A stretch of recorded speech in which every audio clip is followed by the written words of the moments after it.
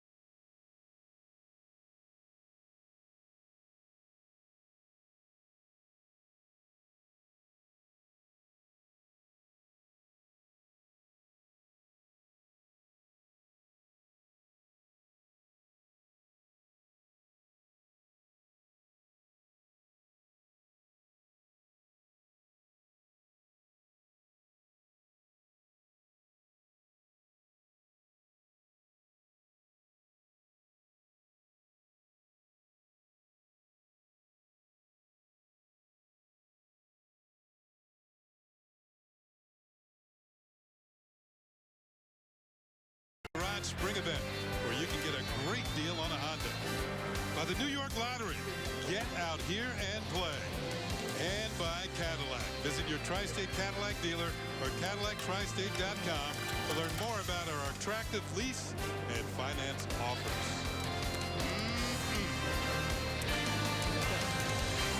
David, that looks pretty good, huh? Go for one of those. Yeah, we need a runner. Get down there. Bring that up here. Well, it's kind of a chilly day here in Florida, but the sun is out, and in Florida sunshine, it's always got some warmth to it. And this afternoon, the Yankees will be taking on Ron Gardenhire's Tigers, and this is the lineup that he's presenting.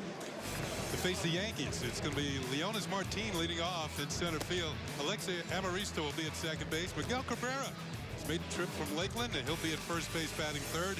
James McCann will bat cleanup. He'll be doing the catching. Jared Saltalamacchia will be the designated hitter, followed by Jacoby Jones in left field, Victor Reyes in right, Rodney Rodriguez at third base, and batting ninth and playing shortstop, Pete Kozma. Here's the big fella. CC Sabathia, what a career he has had. A real bounce back year last year, and so far on the spring, I think he's been really sharp. He looked like he was in mid-season form in his first outing. Let's give you a quick scouting report on CC, and he is still the stopper. Last year, he was 9-0 with a 1.71 ERA following a loss by the Yankees, climbing the K list. There's only 2 other lefties in the history of the game that have more strikeouts all time than Sabathia, and their names are Randy Johnson and Steve Carlton. And the push to 3,000, that's 3,000 is a round number for anything. Hits, how about strikeouts? CC Sabathia, 156 away from 3,000 strikeouts. There's only 16 members of that club. Wow. Impressive numbers. Here's Leonis Martin having a decent spring. Center field to 273 with a home run and 2 runs batted in. The 1-0 pitch from Sabathia is fouled back off of Gary Sanchez, and the count is 1-1. Laz Diaz is the home plate umpire. You see him right there, just behind Sanchez. At first base is Eric Cooper. Hunter Wendelstadt's at second, and Dan Iasonia is making the calls around at third.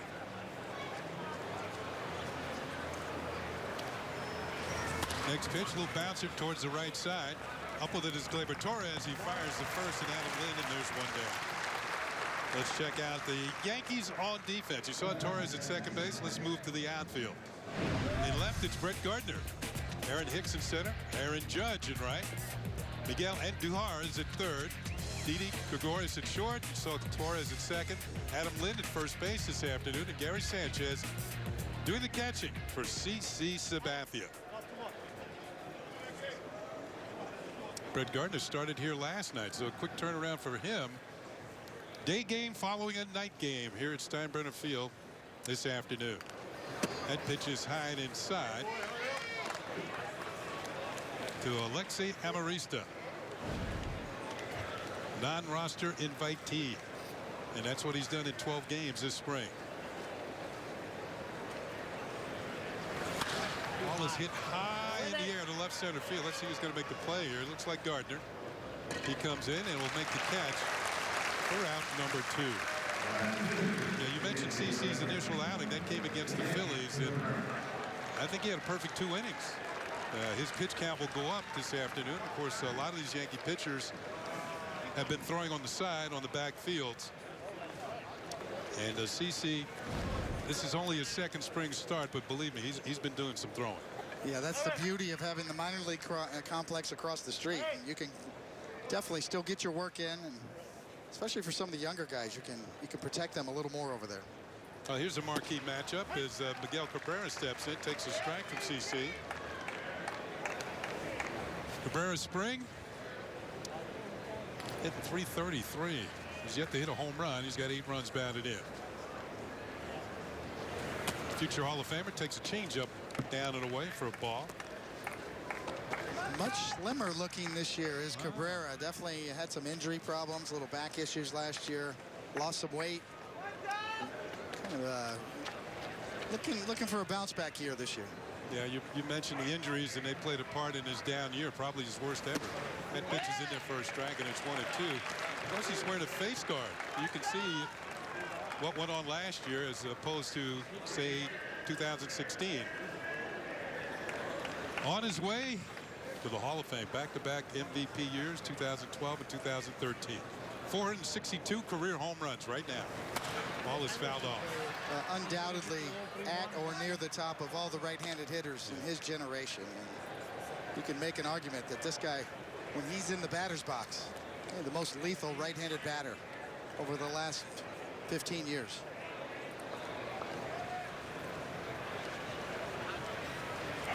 The 1-2 pitch from Sabathia is outside 2-2. Certainly in the American League. You know, you get Albert Pujols, when he was with the Cardinals, had some unbelievable numbers. You know, the thing about Cabrera, his career on-base percentage is .395. Ball is fouled off. Tough souvenir for somebody in right field seats. There's that new face guard we were talking about. You see more and more players going to that.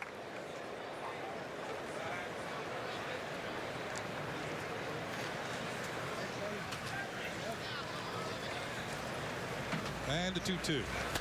Ground ball is short for Gregorius. He bobbles momentarily, but has plenty of time to throw out Cabrera.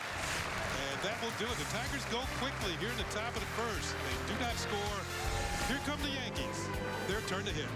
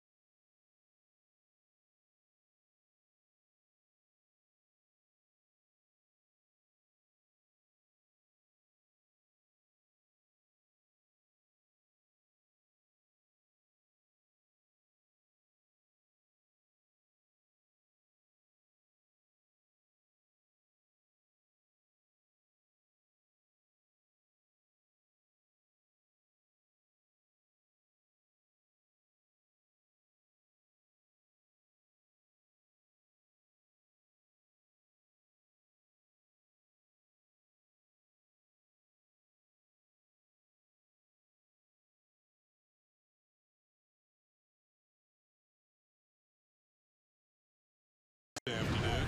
Leading off, Brett Gardner will be in left field. Aaron Judge will be in right. Giancarlo Stanton will be the designated hitter. Cleaning up is Gary Sanchez. He's catching. D.D. Gregorius will be at short, followed by Aaron Hicks. Miguel Andujar will be at third base. Adam Lynn gets to start at first base today, and Gleyber Torres will bat ninth and be at second for Aaron Boone's Yankees. Getting a look at the veteran right-hander Jordan Zimmermann, who's ready to go and on the spring so far, getting his work in. 2 walks against 8 strikeouts, touched up a little bit for 10 hits. Let's go ahead and give you our pitcher scouting report. Kind of bottomed out last year, Singy. He's a guy for 7 years with Washington, had a 3.32 ERA. He had an over 6 ERA last year, gave up 204 hits in 160 innings. He's looking for redemption this year, obviously. And oh yeah, by the way, there's $74 million left on his contract, so he's going to keep getting the ball, and he's got a lot of pride. I mean, he's had some arm issues, and that's what happens when a pitcher kind of loses his stuff and deals with shoulder issues. Well, Brett Gardner in there, leading off for the Yankees, and the first pitch is low and outside, ball 1. James McCann behind the plate. Excellent defensive catcher. He'll be calling the pitches for Zimmermann. Bouncing ball to the right side. Nice hop for Cabrera. He'll step on the bag. And Gardner is retired. Here are the Tigers on defense. You saw Miguel Cabrera at first base. In the outfield, Jacoby Jones at left. Leonis Martin at center. Victor Reyes will be in right. Ronnie Rodriguez at third. Pete Cosma at short. Alexei Amarista at second. You saw Miguel Cabrera at first. James McCann doing the catching for Jordan Zimmermann. Here is Aaron Judge. And Zimmermann's first pitch is hit high in the air to right field. Going back is Victor Reyes near the wall and makes the catch for the out. Just missed for Aaron Judge, who has power to all fields. Jumping on that first pitch.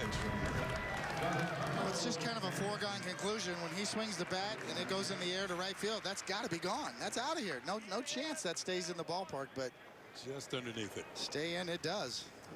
Victor Reyes just about running out of room as he makes the catch. Here's Giancarlo Stanton. He'll take a pitch for a call strike.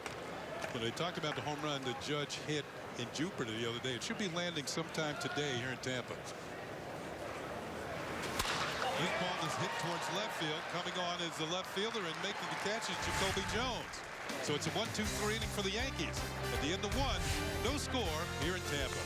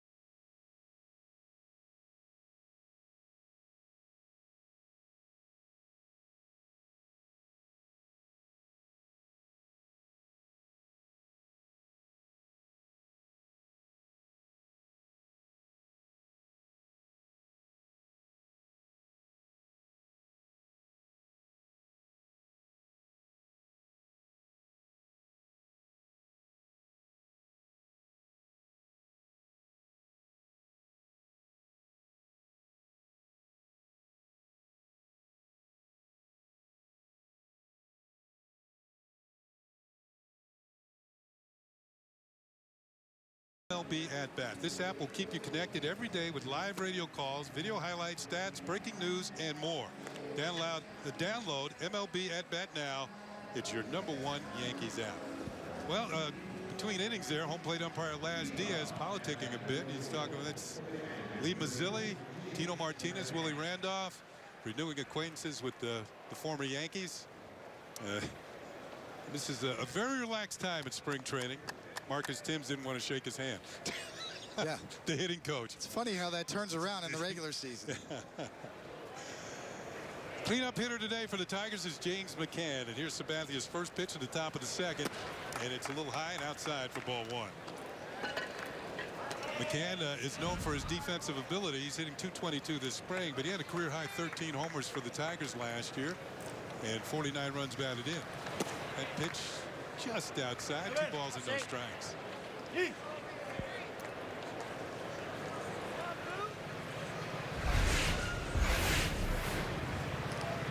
The Yankees have the infield shifted to the left side.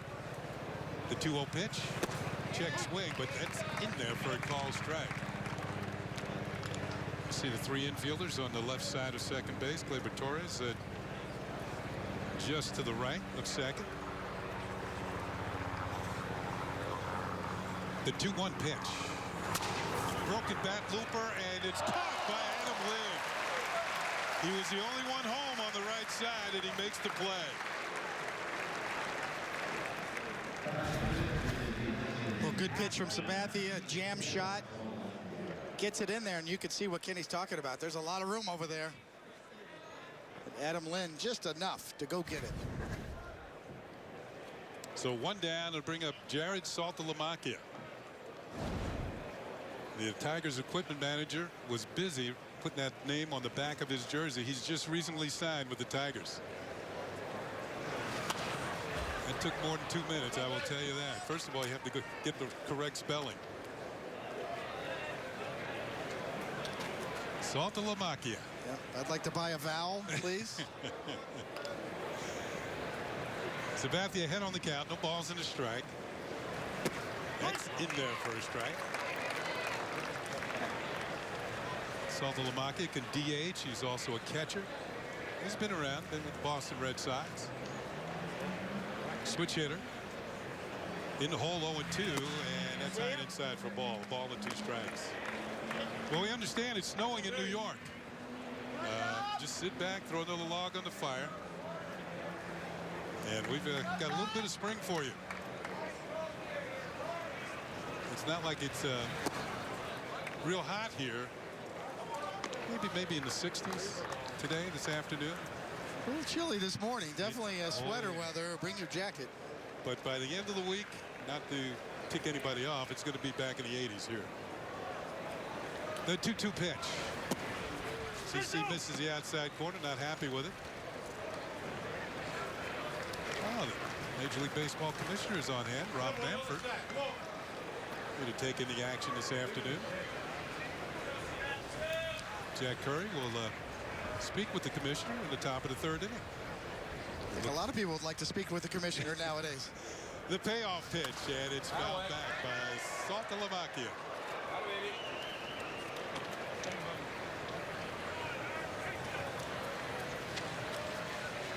I wonder if Jack is going to get into pace of play.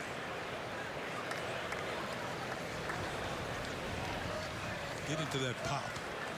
Book it. Hit hard, and it's a fair ball down the 3rd base line. Saltalamacchia takes a turn at first, but will slam on the brakes as Gardner gets the ball back in with a strong throw. So there's the first hit of the ball game for the newly acquired Jared Saltalamacchia. How many times have we seen Brett Gardner do that nonchalantly? And one of the most accurate arms, I think, in left field in the game today. Yeah, particularly Yankee Stadium.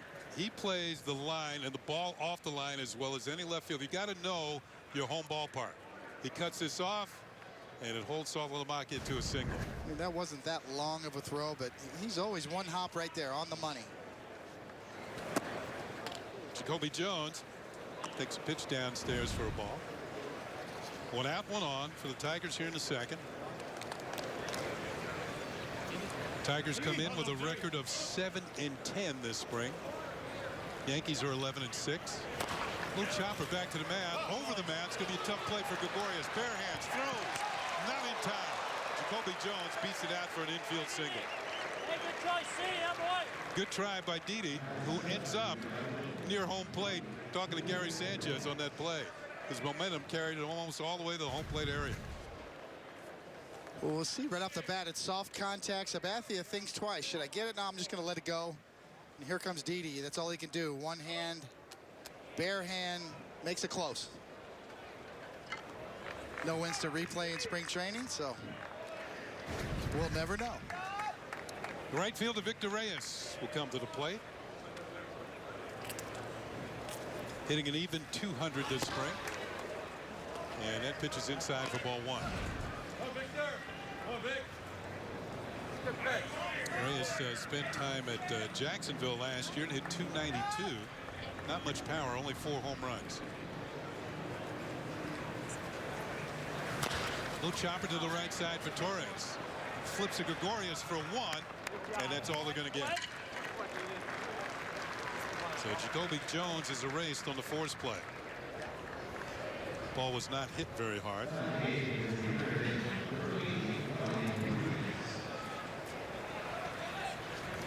Ronnie Rodriguez, the third baseman, will step in. Another non-roster invitee by the Tigers.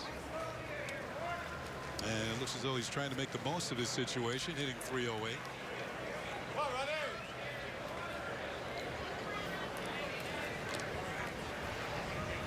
First and third with 2 outs. And that is a call strike as Laz Diaz throws out that right arm.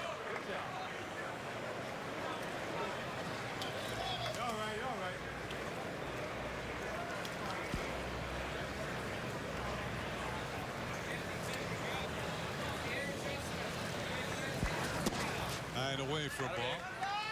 Well, you mentioned the snow in New York, Kitty. Yeah, I just got a picture from a friend of mine, longtime friend Sal Ferrante, and showed me a picture outside his front door. Oh yeah, there's snow. Oh. He's in the New York area. Several inches, it looks like. Gas up those snow plows. The 1-1 pitch. Little chopper. Gonna be a tough play for Andujar. Comes up with it, throws, and it's in time. Nice play by the Yankee third baseman. CC Sabathia gets out of a jam here in the second. The Tigers leave a couple. At the end of 1.5, no score here at Steinbrenner Field.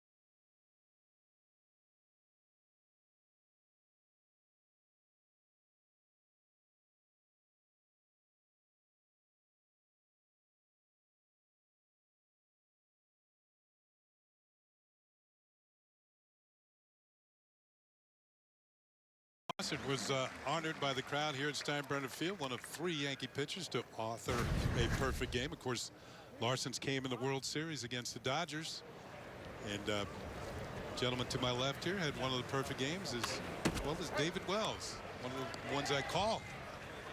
And on the edge of my seat during the course of that game. That is correct. And Don Larson, that is the only man who's ever thrown a perfect game in a World Series. Back in 1956, when the Yankees gained revenge on the Dodgers, who had won the World Series, their only win in Brooklyn. That was in 1955. Here's Gary Sanchez. And the first pitch is low for ball one. We told you Sanchez is having a good spring. And the numbers would indicate that. He's hitting 400 with a couple of home runs and 4 runs batted in. By the way, one of those home runs cleared the scoreboard here at Steinbrenner Field. Did he go? As Diaz says yes, and it's a ball and 2 strikes. That was a blast.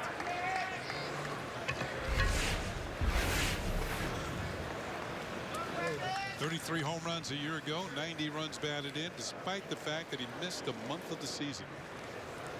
The 1-2 pitch. 2 balls and 2 strikes. Well, a lot of talk about what the Yankee lineup is going to look like this year and where will Sanchez bat. And it's a lot of momentum for having Stanton and Judge bat in the first inning, and maybe this is it right here in the 4-hole. Little chopper to the right side. Zimmermann has it. He's going to take it himself, and Sanchez is retired. Let's take a look at Don Larson's perfect game. October 8th, 1956. The catcher is Hall of Famer Yogi Berra. And that's it. Dale Mitchell called out on strikes. 27 up, 27 down. And the Yankees celebrate history. And there's the man who did it. Don Larson. It's one of the first ones to use that abbreviated windup, you know, and keep his hands at the belt. Didi Gregorius fakes a bunt and takes a pitch in there for a strike. Didi actually laid down a bunt single the other day, leading off an inning. He's hit 2 home runs, hit 1 in Jupiter the other day against the Marlins. On the ground, sharply hit. It's going to be Cabrera who gloves it, steps on the bag, and it's 2 up and 2 down.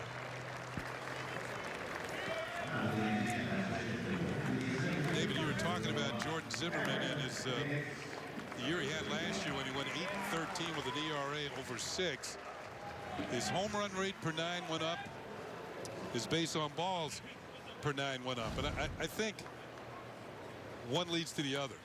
When you start giving up home runs, you try to be a little bit more fine, and then you start walking people. I know it well. Yes. Here's a swing and a miss by Aaron Hicks. It's called being afraid of contact. Because when they do make contact, it sounds really loud.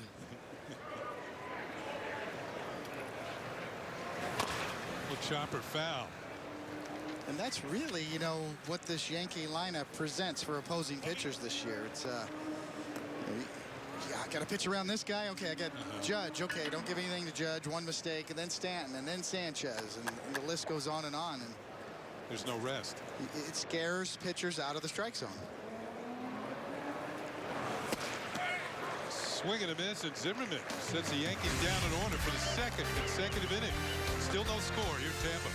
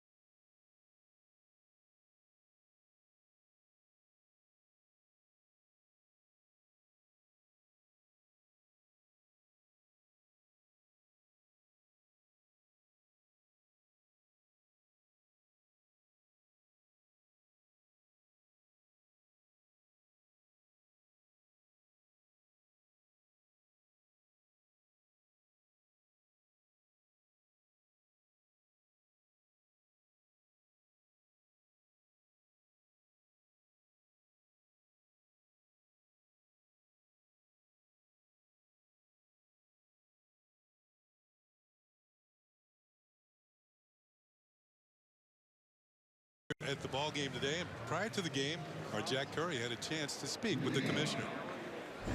Rob, we're a couple of weeks from opening day of the 2018 season. As you look ahead, how would you describe the health of the sport right now? Look, I think Major League Baseball is in a great period. Our last two World Series, if you think about it, 16 and 17, absolutely phenomenal. We got a number of exciting young players, some of them here in New York, that have come into the sport. You know, people talk about an unparalleled level of talent, and that's always a good thing. Our revenues continue to be strong, and we're looking forward to 2018. One of the issues that hovered over the offseason and that you've been vocal about is pace of play. Right. So the decision that was made is 6 non-pitching change mound visits are allowed. Correct. How comfortable are you with that and going into 2018? Well, I think that the two changes are important, the mound visits and then the effort to actually play at 2:05 during a standard inning break are important. I've been clear that I think this is a multi-year effort. It's something we need to stay after year, and I think it was important that we have at least 2 significant changes this year. I have to ask you, since you said it's a multi-year effort, do you envision a pitch clock in the future for baseball? I'm a fan of the pitch clock, but I think we demonstrated during this past offseason that we want to work with our players on the changes that we're making in order to improve the pace of play. I understand there's some resistance on that front, and we'll continue our dialogue with the union on that. Another issue that has hovered over the offseason is the free agent market has been sluggish. Now, in recent days, we've seen Arrieta, Lynn, Neil Walker sign, but it didn't move at the speed that it had moved in previous seasons. What has been your take on that? Well, it's the first year of a new basic agreement.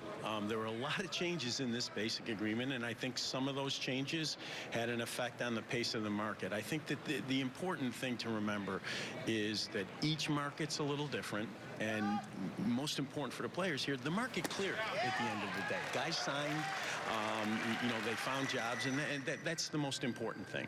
You mentioned at the outset that some of the exciting young players do play in New York. I know you're impartial, but your offices are about, I don't know, 110 blocks from Yankee Stadium. What does it mean for Major League Baseball when Stanton, Judge in the same lineup at Yankee Stadium and the ability to market players like that? Well, Jack, I am neutral, but I am not oblivious to the buzz that's been created by the combination of Judge and Stanton. You know, high expectations in New York, and it's always good when our major market teams, you know, generate excitement for us. Rob, thanks for the time. Great to see you, Jack. Well, Jack Curry with the Rob Manfred. There's balls hit well to right center field, and this one is gone. A home run for Leonis Martin, and the Tigers take a 1-0 lead on the solo home run. So with 1 out, nobody on, Martin connects, and that's the first run that Sabathia has allowed this spring. Well, Coney, as usual, Jack Curry with an in-depth interview, and this time with the commissioner. Pace of play is big. Other issues, you know, the pitch clock. He's a big fan of the pitch clock. I don't know if I'm such a big fan of that. But we talked about this the other day as Emerista takes a strike, that all this is well and good to me, but the game has evolved and it's changed. It takes longer to play because there's more strikeouts, and that takes time to strike hitters out. Nice play by Lind at first base. That'll be out number 2 as he comes up with the hot shot. And it takes time to walk people. Pitchers are more careful because there's so many home runs. So it's the way the game is played, which has really lengthened the game. It's not so much what the players are doing, it's just the way the game is played itself. Yeah, it's the actual putting the ball in play, yeah. You know, where there's long sort of pauses or whatever you want to call it. You know, my problem with the pitch clock is it's all the onus is on the pitcher. You know, what about the hitter stepping out of the box, yeah, and adjusting his batting gloves? And has to be a shared burden as far as I'm concerned. And actually, there's been studies done. Interestingly enough, you know, the hitter stepping out of the box when they don't even swing the bat. Yeah. You know, I understand when you foul one off or you swing, you have a full swing, maybe you have to readjust. But when you take a pitch, you shouldn't be wandering around the box either. 1 ball and 1 strike. You know, a couple of years ago, I thought they had a handle on it, and most hitters were cognizant of the fact they couldn't step out of the box. So you always had to keep 1 foot in there. But then the next year they got away from it. Pitch to Cabrera, and that's a strike, and it's 2-1. Now, you know, theoretically, it could be the umpire's judgment. If a hitter wanders around the box, you could penalize him as well. I think that's been discussed at times. Or if it's the pitcher who doesn't deliver the pitch in time, then he would be penalized with either a ball or, you know, sort of a pitch deduction. That pitch is lined into the screen, and it's 2 balls and 2 strikes. We should mention that the screens have been put up here at Steinbrenner Field and also at Yankee Stadium this year for protection of the fans. 2-2 pitches on the way. Ground ball to the right side for Torres. Gobbles it up, throws on the first, and the Tigers are done here in the third, but they pick up a run. Leonis Martin with a solo home run. It's 1-0 Detroit.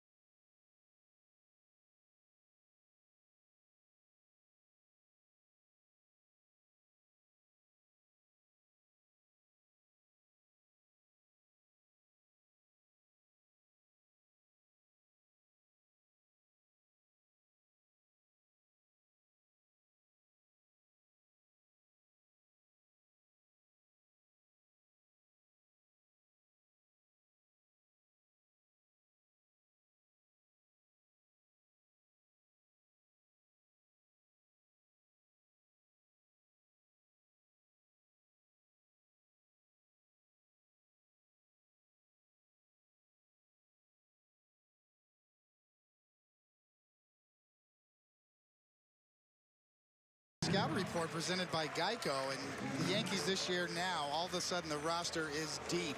Some of it fell into their laps, as Aaron Boone said. Neil Walker, Adam Lind on a minor league deal, Giancarlo Stanton with his no-trade clause, kind of manipulated that to get himself to be part of the Yankees, and then the bullpen definitely lethal.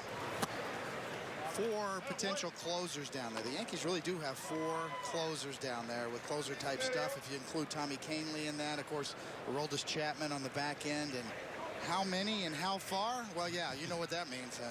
How many are they going to hit and how far are they going to go? Miguel Andujar at the plate, and he'll take a pitch low for a ball. The young third baseman with a 1-1 count has hit 4 home runs this spring. He's been impressive. Go along with a .281 batting average. He's driven in 9 runs. The 1-1 pitch hit high and twisting towards the seats. This will be fouled and out of play.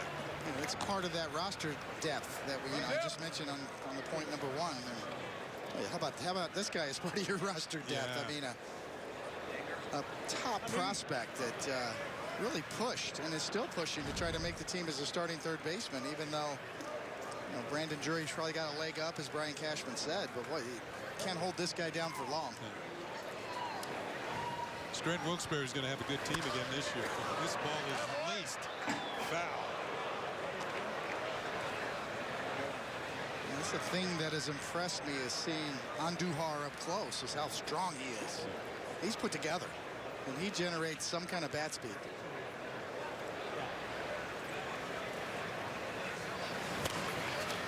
Wimmer off the end of the bat, and it's going to come back into fair territory.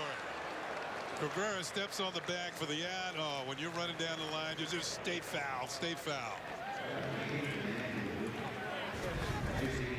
You don't see this all that often. Full swing into the bat. It's foul. When you see that bat hop right there, just kicked back left. Wow. Yeah, all you can do is shake your head. 7 in a row retired by Zimmermann. Through the first 2 innings, he'd thrown only 15 pitches. Adam Lynn, Yankees signed him to a minor league deal. Tony mentioned that. He had some great numbers last year with the Nationals. And in a way, I'm thinking, how did this get away from them? He's 2 for 13 this spring with a run batted in. Now he's 3 for 14. Solid line drive, single to right field. Reyes will get it back in. First hit of the afternoon for the Yankees. Well, that's what he's always been able to do, right? You mentioned it in batting practice when we were watching him, is just a really simple swing. Yeah. It's easy to maintain. He can roll the pole. No frills. Here he is rolling the pole right here. Here's Gleyber Torres, not having the spring that he had last year, as he swings and misses and loses the bat. No contact, but didn't get the catcher or the umpire, but it's strike 1. Torres going over for some stickum. Just 3 for 23 this spring. That works out to a 130 average. Last year, he kind of set spring training on fire, hitting 448 with a couple of home runs and 9 runs batted in.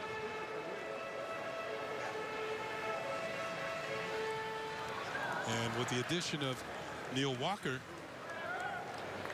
it appears, and I think primarily because he only played 55 games last year because of the injury and his subsequent surgery, that he's ticketed for Scranton Wilkes-Barre. Ball is fouled off, and it's no balls and 2 strikes. Yeah, that's the argument against Gleyber Torres making the team, is, hey, let's give this kid a little protection. Tommy John surgery is no joke, even though it's his left arm, his non-throwing arm. And yeah, he's so young. You know, why push it? There's the newly acquired Neil Walker.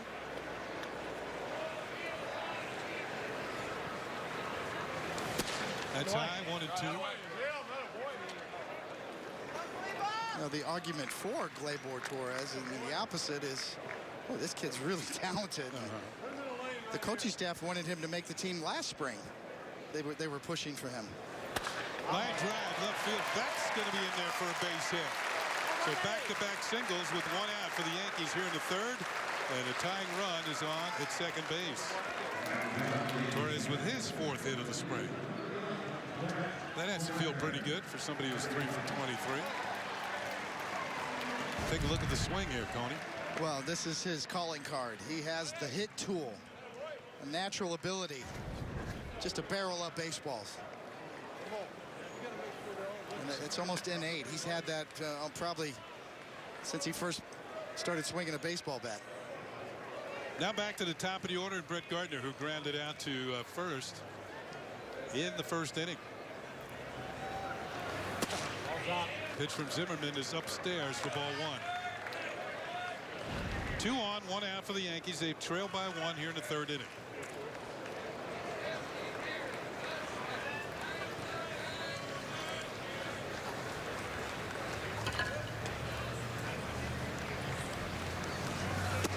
Change up, misses, and it's 2 balls and no strikes.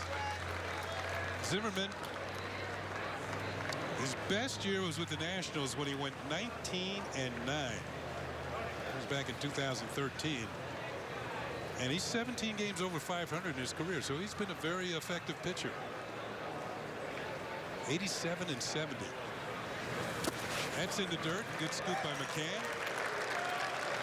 It's always the transition from a power pitcher that had a mid-90s fastball to learning how to make that adjustment. And we've seen it with CC Sabathia over the last couple of years, and every pitcher goes through it. The ones who last are the ones who can make that adjustment. You've seen Zimmermann here working on his changeup, but for the majority of his career with the Nationals, he was power fastball. Gardner's taking all the way, and it's in there for a call strike. There's a big difference between averaging 95 miles an hour with your fastball and averaging around 90. I think in my era, the pitcher who made that adjustment the best is a former Tiger, and that was Frank Tanana. who when he first came up was a blazer, hurt his arm, and then I wouldn't say he was a junk baller, but you know, that velocity just wasn't there anymore. He could continue to win. I think we've seen Sabathia really make that complete conversion last year with the way he bought into that style. Ooh, off-speed pitch drops in there for a strike. It is 3-2. Definitely a cross-up. That shows you how good McCann is. When you're thinking that a fastball's coming and you get the curveball, that's what happens. Give Laz Diaz credit for staying with it and calling it a strike. You're not going to see catchers run out to the mound this year. Yeah, that was my next point. Yeah, they don't want to waste the mound trip. Even when you get crossed up. The 3-2 pitch. Gardner lines it foul down the left field line towards the Tigers bullpen. Now, did I hear the catchers, and he can ask the umpire, if you get crossed up, we've got to get the signs correct, because somebody could get hurt back here, and it might be me. Exactly. The umpire has a vested interest in that point. Exactly. Well, McCann didn't go out there. 3-2 pitch once again. Gardner hits a slow roller to second. Tigers going to try for two. To throw the first is in time to complete the inning-ending double play, and the Yankee threat is thwarted. The fourth, 6-3. The Yankees are done here in the third. They trail by 1.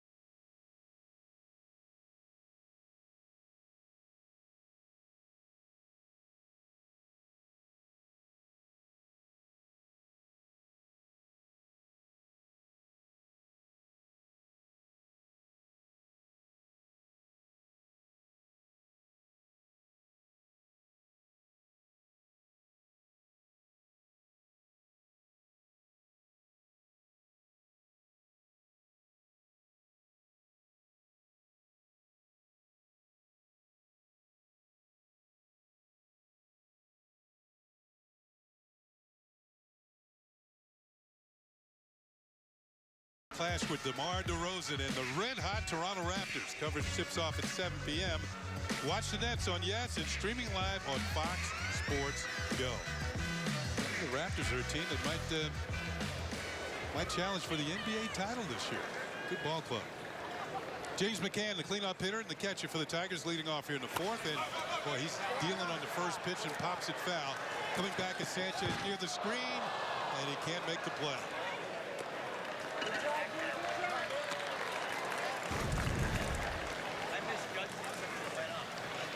Thought he was going to get it. You could see right there. Had the glove ready to go, and darn net got in the way.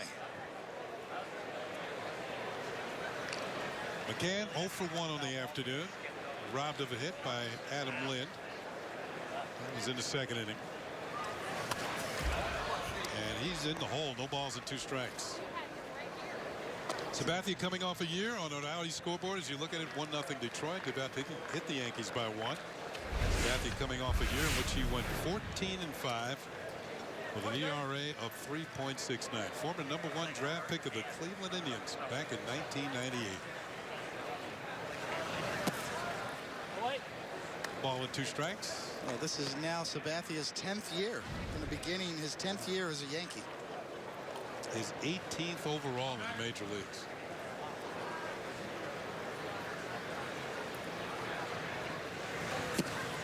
Trying to hit the back door, outside corner with a backdoor slider and missed.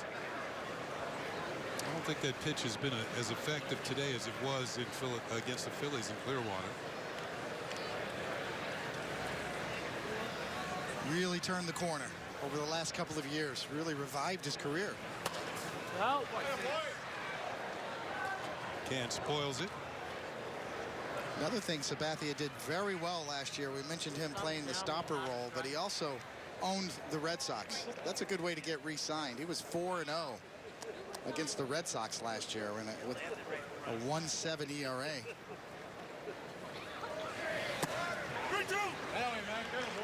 Full count. Or actually 1.04 ERA rather. That's still pretty good. That'll get you re-signed, and you pitch like that against the Red Sox. Payoff pitch on the way to McCann. And he chops it foul.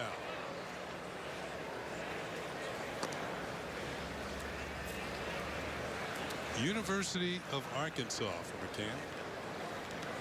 A lot of players now coming out of some solid college baseball programs.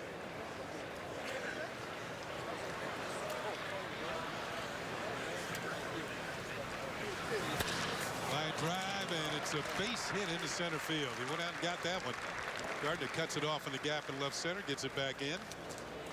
And the Tigers have a leadoff single here in the fourth. And they now have 4 hits in a game.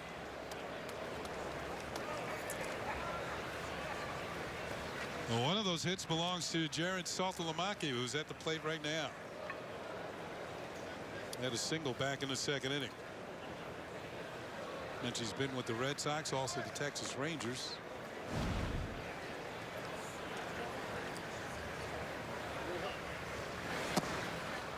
Change up, down low, ball 1.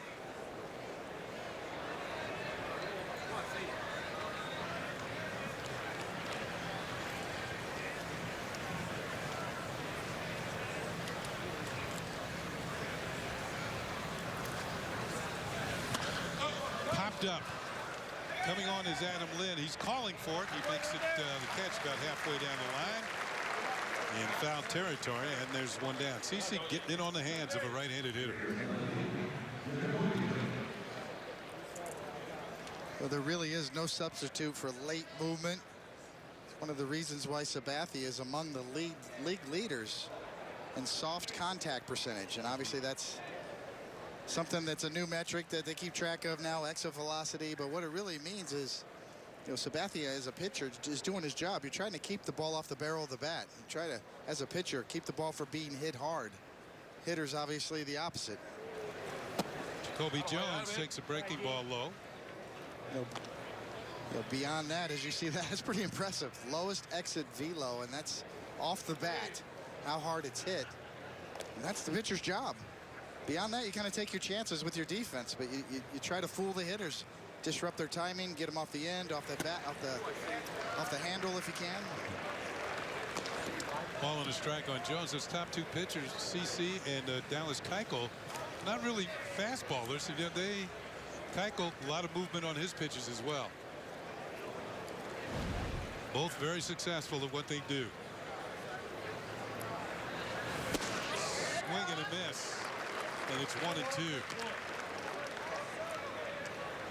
It's hard to tell what that pitch was. It a cutter? Yeah, 89 miles an hour, a razor blade, little baby cutter, just well thrown. Baby cut.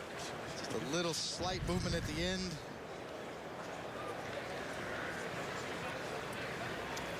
One-two pitch. Tried the backdoor breaking ball, not there again, and it's 2-2.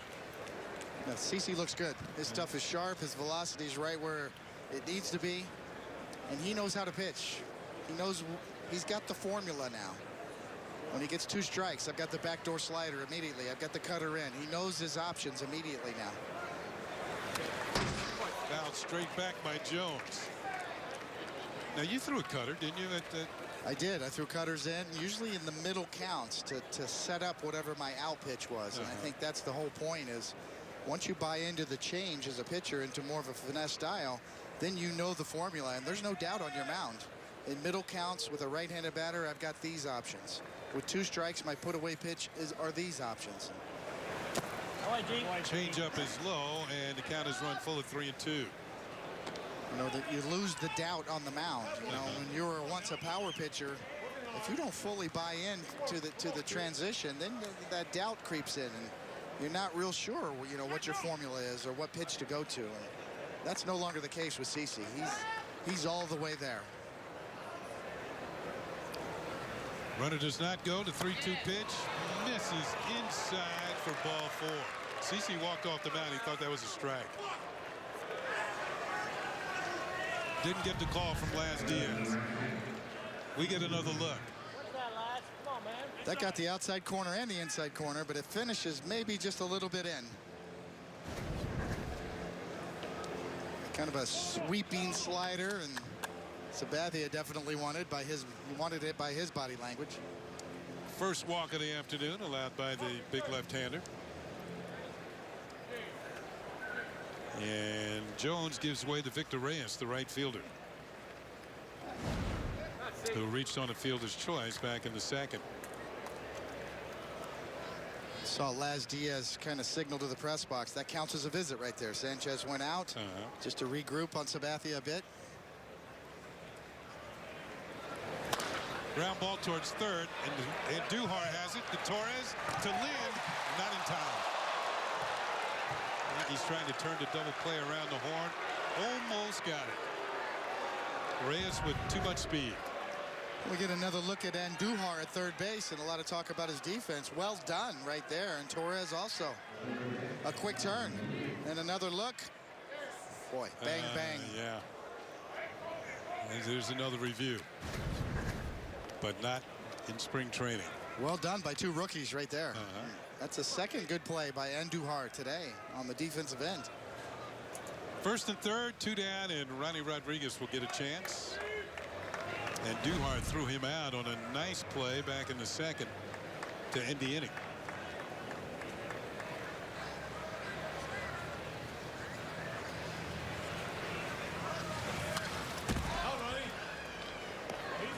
We've seen Ronnie Rodriguez earlier this spring. This is the 3rd time the Yankees have played the Tigers. Former Tiger manager and former Pirate manager, former Marlins manager. And the Rockies, Jimmy Leyland. World Championship manager in 1997 with the then Florida Marlins. Ball is popped up. Short right center field. Coming on is Judge, and he'll make the play. And the Tigers will lead 2. We played 3.5. Detroit has a 1-0 lead.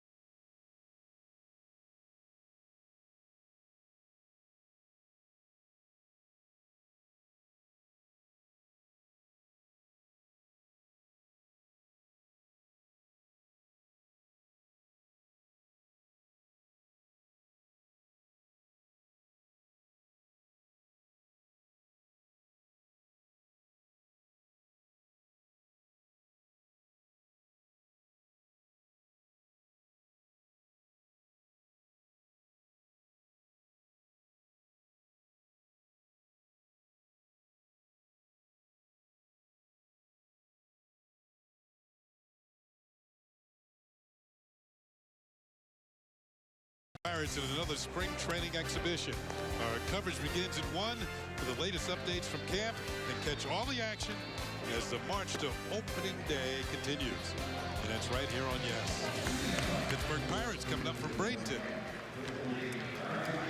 Yankees are down by a run, and as Aaron Judge steps to the plate here in the 4th inning.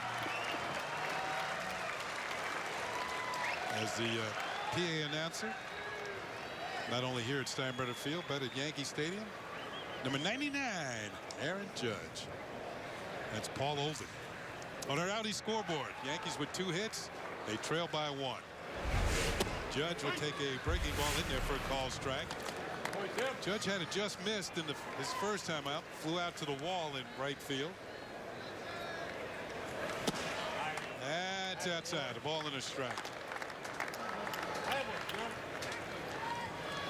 You can see that he's getting closer to mid-season form. Swing and a miss, and it's 1-2. We mentioned a home run the other day in Jupiter. He's made some more solid contact. And the hitters are starting to catch up to the pitchers now.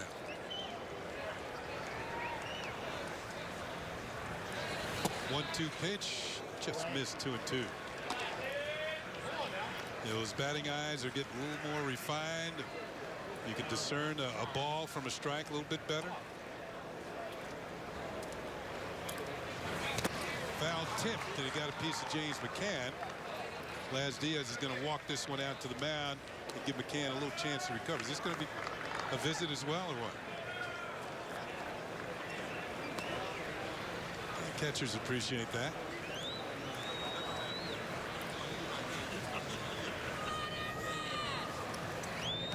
Yeah, it's a little more fun in spring training. Not quite as serious.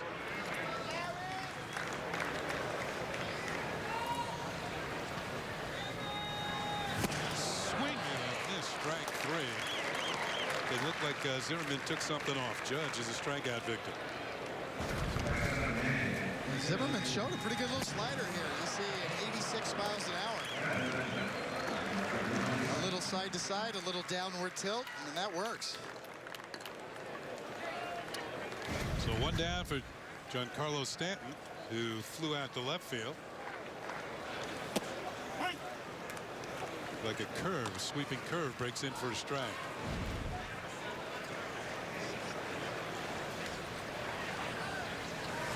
Swing and a miss, strike 2. You can see this is the formula that Zimmermann's going to have to use. A lot more breaking stuff. He's working fast. Try to get 4 pitches in your arsenal. Just missed the corner, ball and 2 strikes. He's got a good rhythm going. Yes, and spot that fastball when you need to. You don't need a pitch clock with him. Call, strike 3. Stanton caught looking. 3 strikeouts now for Zimmermann. He's in attack mode. He looks good today. He really does. He showed some good changeups. We've seen all 4 pitches. And last year and the year before, we didn't really see that from him. A lot of fastball slider combination, occasional curve. But, you know, that's the transition he's going to have to make. And he's showing good stuff today. Here's Gary Sanchez. Hits the ball on the ground to third. Rodriguez is up with it. Over to Cabrera, and the Yankees go 1, 2, 3 here in the 4th. Going to move on to the 5th inning. The Tigers leading 1-0.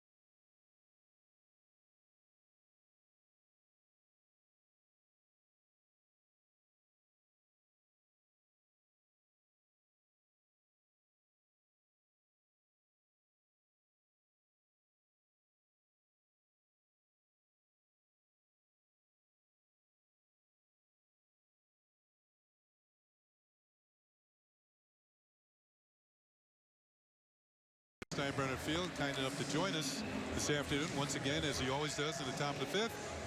Our manager, Aaron Boone. And Aaron, first of all, your reaction to CC Sabathia's outing this afternoon? I thought it was great. He's been really sharp ball spraying from the start. His sides have been really clean. You know, just in talking with Larry and stuff, usually he's a little slow to get into form, but he's been great since the get-go, and another solid outing for him where I really felt like he had a good feel and command of all his pitches. You know, you mentioned the sides, and a lot of your starters have been throwing on the backfield, and I wonder if it's because all the American League East teams are on this coast and you're going to face them off and you don't want your starters to see them. Yeah, that certainly factors in. You know, as hitters love to, you know, see who they might face during the year, especially if it's someone obviously within the division that's going to be regular. So, you know, those times, not as much early.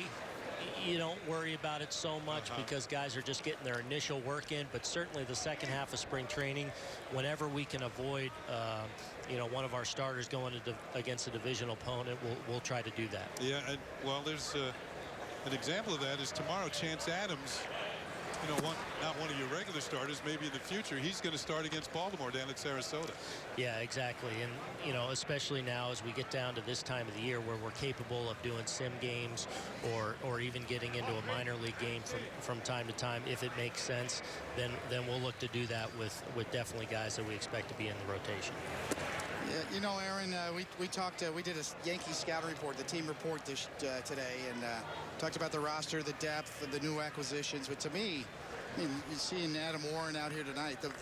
Today, the bullpen is lethal. I mean, you know, how do you see the bullpen usage? Are you going to look maybe multiple innings from certain guys, or slotting? Do you have a 7th inning, an 8th inning guy, or is it just going to be, you know, as you see it, as needed? Look, I don't think we'll necessarily slot anyone in a particular inning. Outside of Chappie is obviously going to close out the vast majority of the games. Beyond that, you know, we'll get very matchup oriented depending on, you know, how much our starters not only have given us that night but in previous days. So where's our bullpen from a rest standpoint, and then we'll just kind of cherry pick matchups each and every night the best we can to put those guys in the best position to succeed. I think one of the things I've talked to you guys about is one of the things we love about our pen is we're not so right-left-handed reliant. All of our guys are capable of getting both sides of the plate out. So going into a given night, we'll kind of have a plan of, you know, where we see guys lining up the best, and then we'll play it out accordingly. You know, David and I have talked about the depth of the organization, and some of these players are going to be sent back to the minor leagues, whether it's AA or AAA. How confident do you feel that some of these players will be able to help you during the course of the season if need be? Very. I think that's one of the biggest takeaways I've had, Kenny, from this camp so far, is that how many you hear about, you know, this organization and our prospects and how much they're ready. But I really feel like we have a handful of guys that could definitely impact a winning club for us at any point. And, you know, we're seeing more of that today.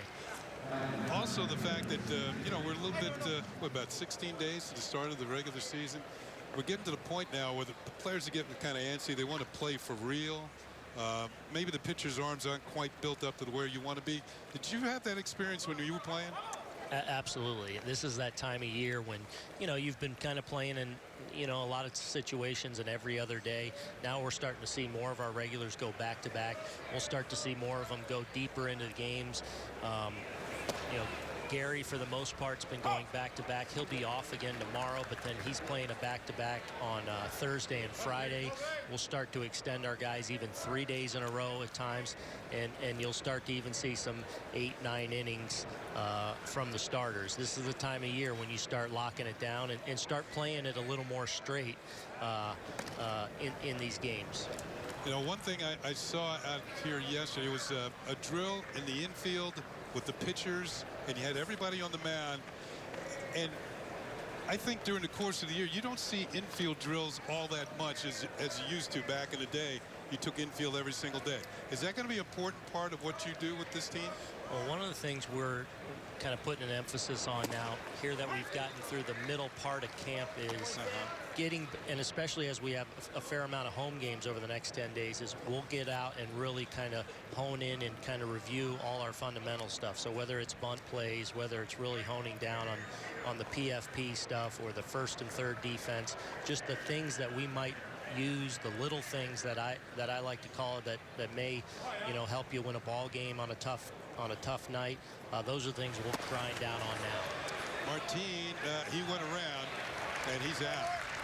So there's a walk and now a strikeout. So there's one out and one on. Yeah, Aaron, you know, obviously, you know, coming in, first experience being a manager, you got Phil Nevin next to you. I know you had a relationship with him. How important is it to have a holdover like Larry Rothschild, to be your pitching coach, knowing the organization, the young guys, the veteran guys? How much are you going to lean on him? Coney, it's been huge, and I'll lean on him a ton. I already have, and you know, I defer to him a lot, especially when it comes to pitching decisions.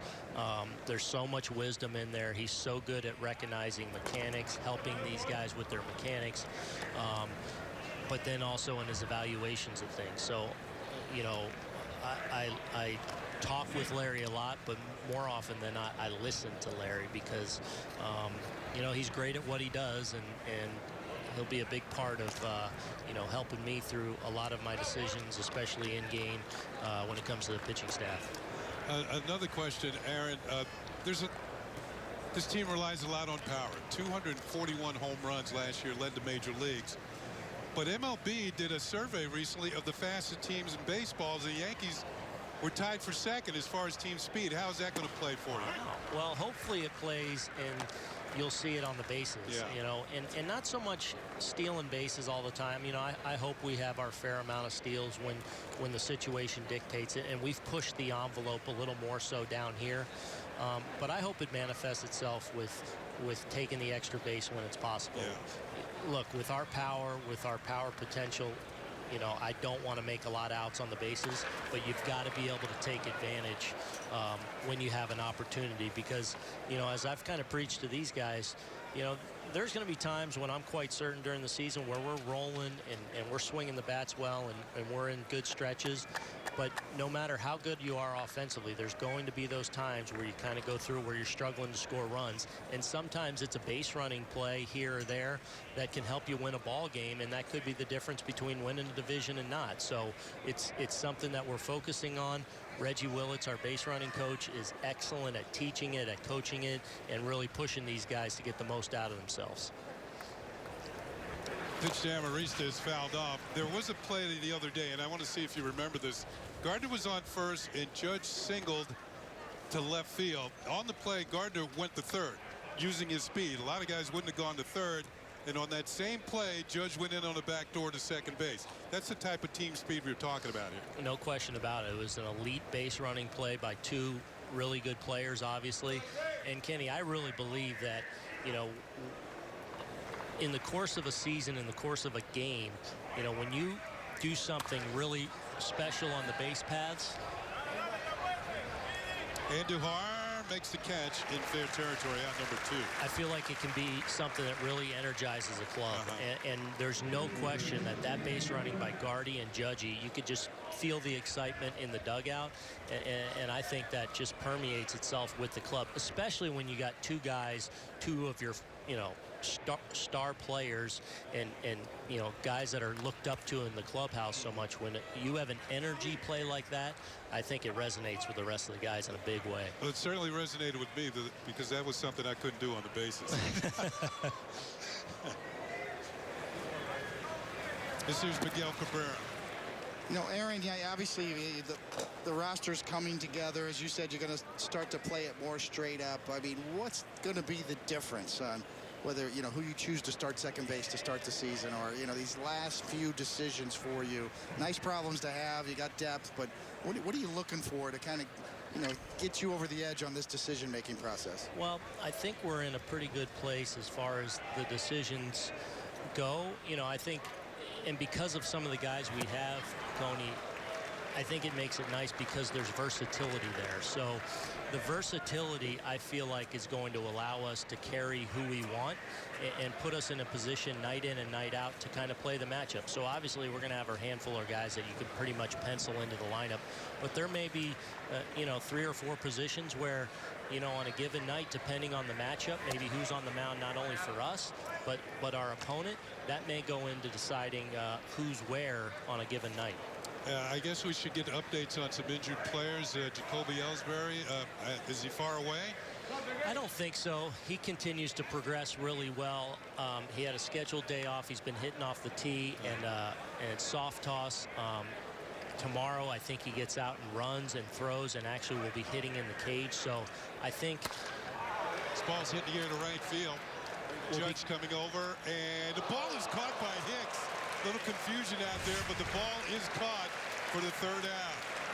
So, Aaron, we want to thank you for being with us. Very informative this afternoon, as usual. Thanks, guys. Take care. It's still 1-0 Detroit as we go to the bottom of the 5th. I just picked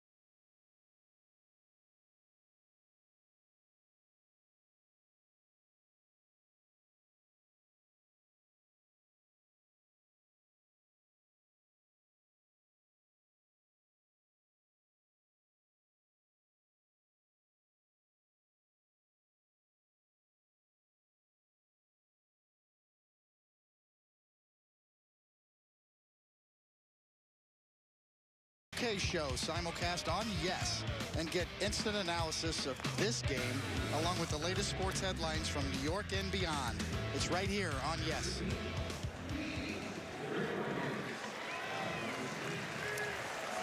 Tigers have made a change at first base. New first baseman is Chad Huffman. As for those of you just joining us, Darn Larson is in the ball game this afternoon. Of course, Yankee fans remember, who know Yankee history, remember he threw a perfect game in the 1956 World Series against the then Brooklyn Dodgers. It's old school, no shades. Yankees are down 1-0 as Didi Gregorius will lead it off. Didi grounded to first. There is Chad Huffman at first. Miguel Cabrera's day is done. High and inside, and it's a ball and a strike. Jordan Zimmermann, very impressive this afternoon. Has allowed the Yankees just 2 hits and has struck out 3 and has not walked a batter. Ball is lined foul, and this will make the Tiger bullpen. Well, another good crowd on hand here at Steinbrenner Field. I don't see many empty seats, if any at all. And of course, now with the new pavilions out there in right and left field, well, anytime you try and get a panoramic view, you're going to see some people. 85. Gregorius, Hicks, and Duhar for the Yankees here in the 5th.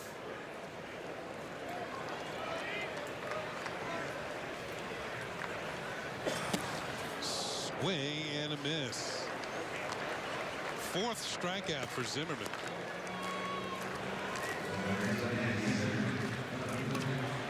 You're right about the ballpark here, Kenny. I mean, it's hard to believe. It's been over 20 years. I think 22 years here. I remember breaking in this ballpark in 1996. Been some renovations, obviously, as you see there, around the right field stands. 22 years already. I mean, wow. As long as I've been here. Here's Aaron Hicks. And he'll take a pitch for a strike. Speaking of that, of course, yesterday I mentioned that this is going to be my final season, but I want to thank all the fans. They're outpouring on Twitter. Very nice of them. Some very kind words. I'm not going to change my mind, as some of you wanted me to do, but it's been a great ride. It's been it's a farewell tour. Yeah. Like Mariano got one, you know. Going to get you a rocking chair every city you go to. Yeah, well. Presents. Not going to be too much too active for a rocking chair. The 0-2 pitch to Hicks. Little chopper foul. Count moves. I should say remains 0-2. These are my train of thought here.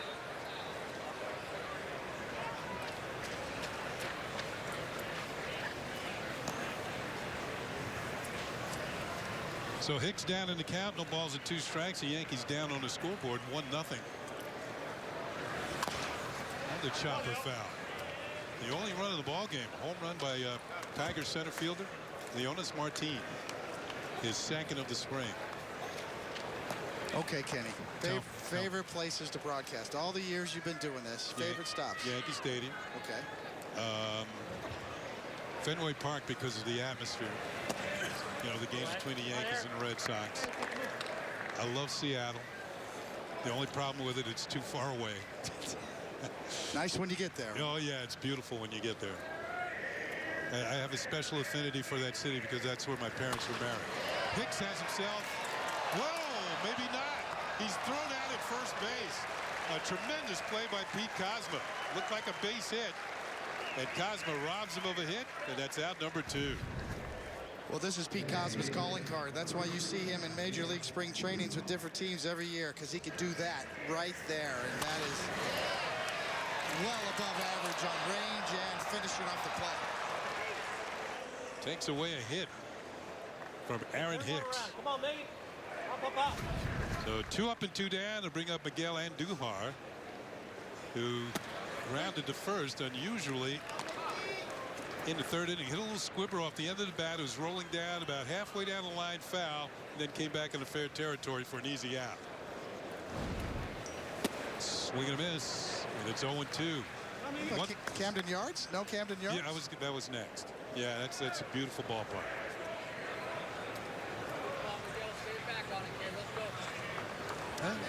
I'll tell you what, the broadcast of Major League Baseball anywhere is pretty good. The 0-2 pitch, and it's low for ball. One thing about Zimmermann today, he's not wasting any time. He must have a dinner date in Lakeland tonight. Well, the thing about Zimmermann, and I think this is maybe a misperception out there among fans or people within the industry, is that, okay, this guy got his contract, he got his money. There's a pride element involved. And believe me, I'm sure was embarrassed last year with kind of the bottoming out of his year that he had last year. But don't think for a minute this guy doesn't want to bounce back in the worst way, redeem himself this year. Full count now on Andujar. You know, nobody wants to go out there and stink up the joint, whether you're hitting or pitching. Yeah, we mentioned he had that big contract as a free agent he signed coming over from the Nationals. Still 3 years left on that deal and $74 million. Here's the 3-2 pitch, and it's hit on the ground to third for Rodriguez. On the Huffman, and the Yankees are retired in order by Jordan Zimmermann, who's having a good afternoon. It's 1-0 Detroit.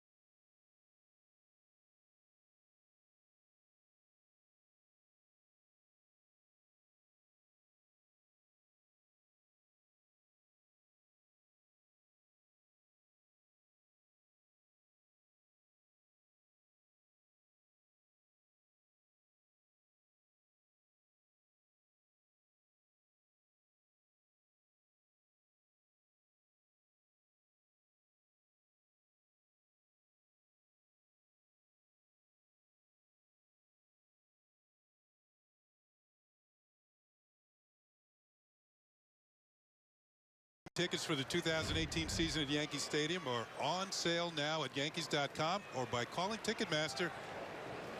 This season features some great games against the best in the American League and some terrific interleague matchups versus the National League East. Also, don't miss the 72nd annual Old Timers Day on Sunday, June 17th, and the 20th anniversary celebrating the 1998 World Series championship team. That's Saturday, August the 18th. Log on to Yankees.com today.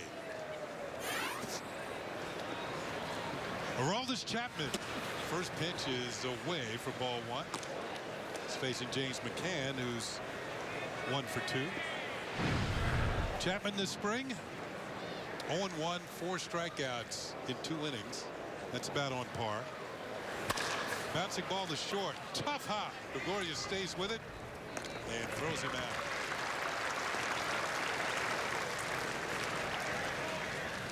One of those in-between hops that you have to have those soft hands to make the play. Here's Jaron Saltalamacchia. Has a base hit in 2 trips.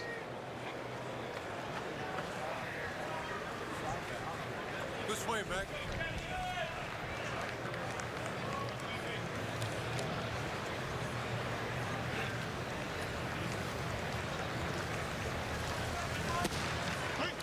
Pitch drops in there for a strike. You heard Aaron Boone say outside of Chapman, who's going to close most of the games, the rest of the Yankee bullpen can be slotted just about anywhere depending on the matchups. So if he feels Betances has a good shot against 3 hitters in the 6th inning, you might see him then. Another breaking ball in a big swing and a miss. That's one thing we've seen from Chapman this spring is a constituted effort to throw that slider more and becoming more of a pitcher. And you know, he signed the 5-year deal. There is going to be an adjustment period at some point. He's not going to throw the ball 105 miles an hour forever. So you know, learning how to pitch, mixing in that secondary weapon is really valuable. There's the fastball. 98 miles an hour, up and away for a ball. You know, hitters have to respect the fastball when he's pitching. And that makes the breaking ball even harder to hit.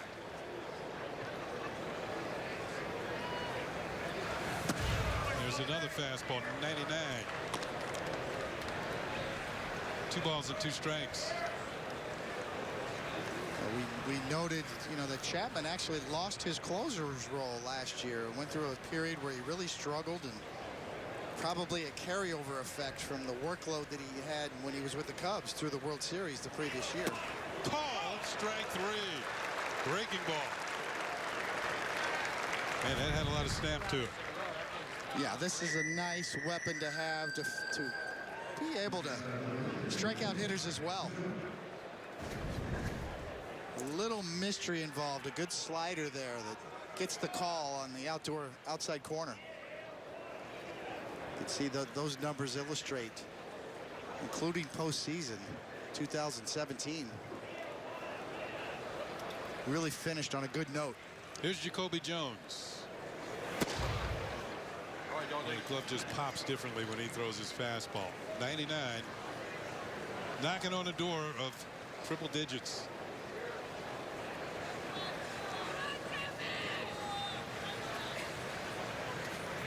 The 1-0 pitch. Swung on and missed. 97. Backed off to throw a strike. The degree of difficulty for pitchers nowadays with regard to the postseason.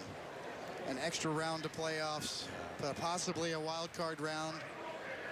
It really does take its toll on all the pitching staff. You know, to me, it's a good point because it's you're back in the late 90s and the early 2000s. The Yankees go to postseason, World Series, and bounce back the next year and do the same thing, despite the fact that pitchers had to throw that many more pitches, and I mean tough pitches in the postseason. Showed you how good those pitching staffs were. The 2-1 pitch. Picking ball. Swung on and missed, strike 2. That's when you're looking for a fastball and you get the hook. Well, good quality of depth on his slider. Sometimes when Chapman would throw his slider last year, it would stay on the same plane, a little flat. But if he can get it to go down like that, that's going to be a really, really devastating weapon.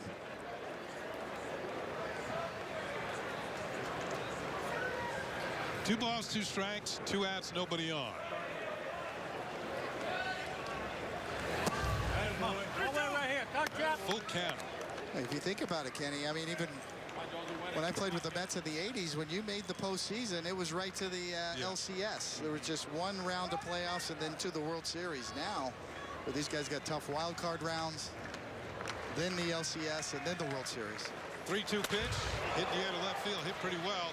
On the run is Gardner. He'll have to play it on a hop. It's a base hit for Jacoby Jones, who's now been on base 3 times.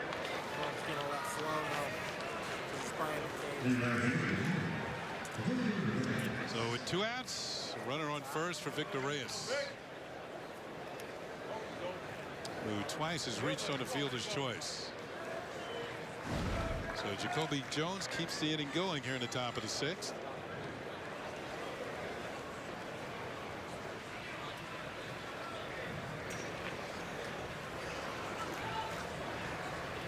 Runners going. He got a great jump. Sanchez trying to make up time, cannot do it. Stolen base for Jacoby Jones.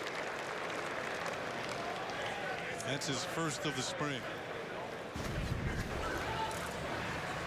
Well, you can see, as Kenny said, that is stolen off of the pitcher, not the catcher. It'll go on the percentage of Gary Sanchez, but the pitcher's the one who's guilty there. Timeout is called by Sanchez. Maybe a little mix-up on the signs with a runner at second.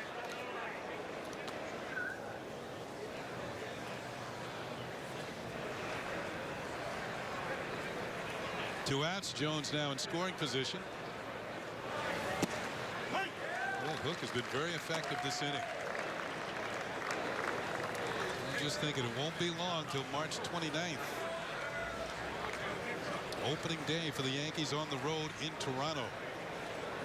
You might be seeing Chapman in the 9th inning, protecting a lead.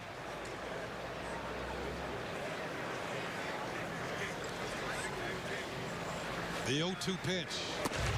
Check swing. I think Reyes had much of a chance of hitting that. A ball and 2 strikes.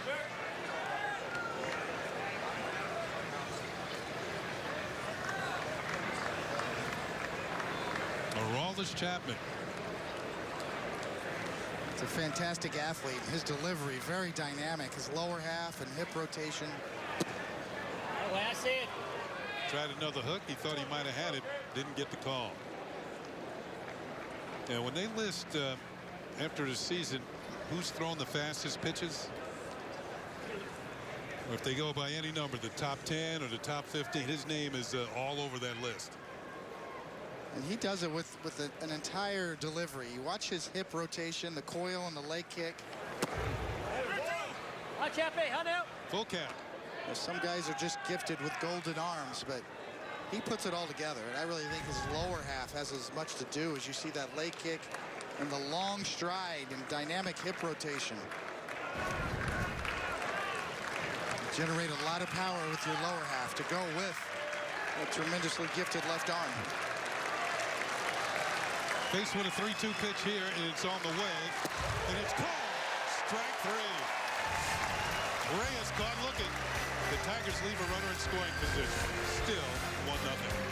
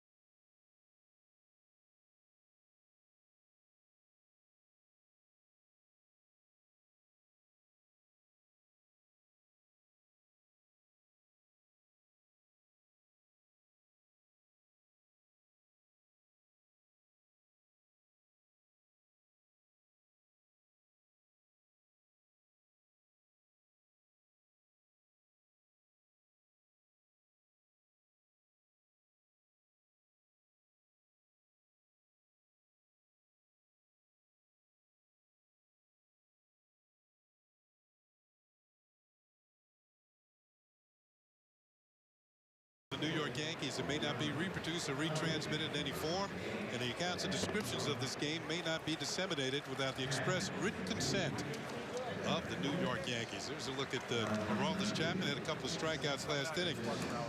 Last year I was talking to Chapman through an interpreter, Marlon Abreu, and we were talking about his days with the Cincinnati Reds, and the Reds were toying with the fact they wanted him to be a starting pitcher. The GM was Walt Jocketty at the time, and he wanted him to be a starter. Well, Dusty Baker was the manager, and Dusty said, I want this guy to be more of an everyday weapon.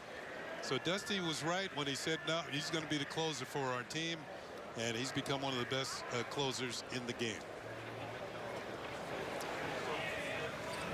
New pitcher is Daniel Strumpf. For the Tigers, the left-hander facing Adam Lynn here in the bottom of the sixth, and the first pitch is ball one. Lynn had a base hit his first time. Tigers have made other changes. The new catcher is Derek Norris. Jim Aducci is taken over in left field, and Jacoby Jones moves over to center, which means Leonis Martin is out of the game.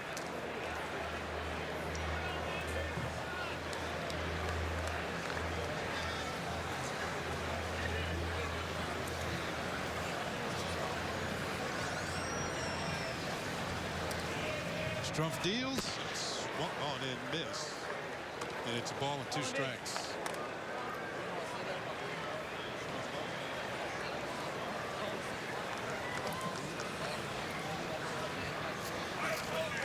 Good job on the afternoon for Jordan Zimmermann, the Tigers starter. 5 innings, no runs, 2 hits, 4 strikeouts, no walks. His best outing of the spring. Very sharp. Very efficient, too, and mixed all his pitches. We saw a 4-pitch pitcher today with Jordan Zimmermann. That's the kind of performance Ron Gardenhire would like to bottle and have all his starters sip from. Ball is hit hard and foul. Gardenhire taking over. Managing the Tigers. Long career, of course, with the Minnesota Twins, which included 6 division titles. A lot of those years, eventually they ran into the Yankees in the playoffs and were eliminated. Fouled back by Lynn. Will be followed by Torres, and then the back to the top of the order for the Yankees. Here it is, 5 seasons as a Major League Baseball infielder with the Mets, world champion as a coach with the Twins, and the manager Tom Kelly, and the Twins manager. Swing and a miss and a good breaking ball. So 1 down. You know, a lot of other managerial hires this year were managers like Aaron Boone. Not much experience managing. I think of Dave Martinez, Alex Cora, Mickey Callaway, Gabe Kapler in Philadelphia. But Ron Gardenhire, a lot of experience managing. And he's going to be one of the overseers of this rebuild in Detroit. Yeah, that's a great point. I mean, the way it's trending, Gardenhire is the outlier. Gleyber Torres had a base hit his first time up. Look out, it's inside for a ball. 1-1. You know, Kenny, I think with the emphasis on pitching and extra guys in the bullpen and bullpen usage and starting pitchers pitching less innings, you're going to see more pitchers get considered for managerial positions.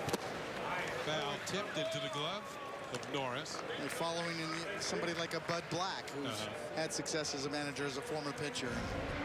You know, I think most people in the know feel like Aaron Boone this year, one of the challenges for him is going to be how you handle the bullpen. If you're only going to have 3 or 4 guys, extra guys as position players on the bench, the lineup's kind of set. I think that's where he's going to rely on Larry Rothschild. Swing and a miss, and Torres is a second strikeout for Daniel Strumpf.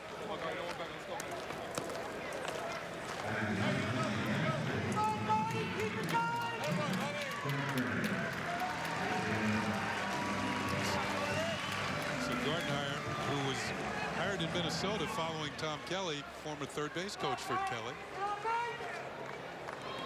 And maybe what you're going to see is a lot of foreign managers becoming bench coaches for these younger managers with the lack of experience. Fred Gardner takes a strike. Gardner looking for his first hit of the afternoon. He's grounded out twice, once into a double play.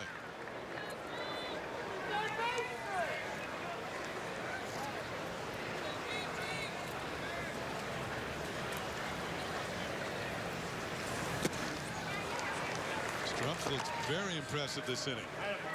0-2 on Gardner. So is the P silent in Strumpf? Is it Strumpf? Or the way you said it sounded right, but Yeah, well, I don't like the way I'm saying it. fouled back by Gardner. Strumpf. Yeah, that's it.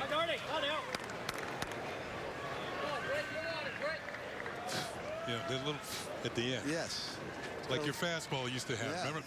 Right at the end. He's got a little bit on his slider today, a little Strumpf on the end of his slider. Here's the 0-2 pitch. Gardner hits on the ground to first. Huffman has it. And the Yankees go quietly here in the sixth. Nothing across. 6 full have been played at Steinbrenner Field.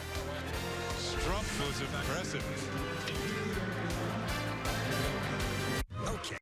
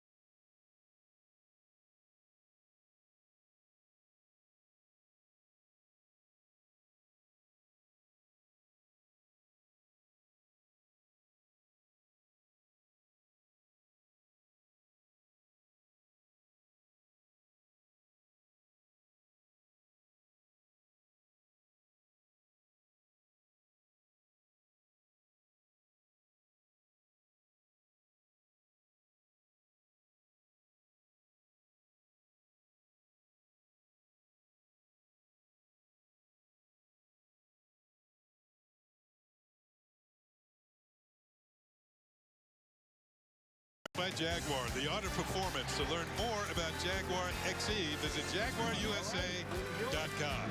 By BP, seize the day and every mile with BP. Every day brighter. And by Lexus.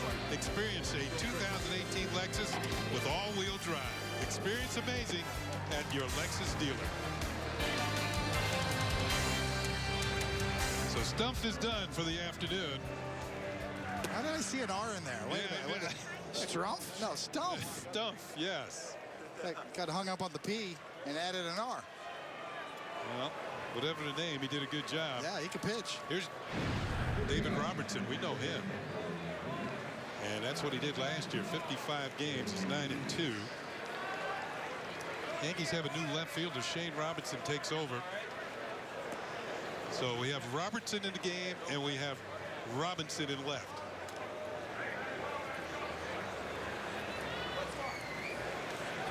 Robertson's first pitch is hit hard to right field. Judge is going to have to play it on the hop. So a base hit for Cody Eves. He was pinch hitting for Ronnie Rodriguez. He got off the bus looking for a first pitch to hit.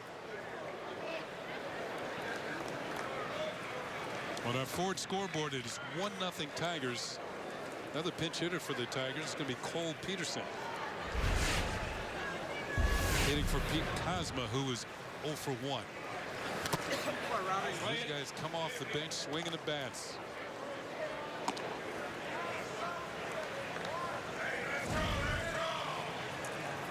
Kozma had a no-contact afternoon while he was in there. He struck out and walked.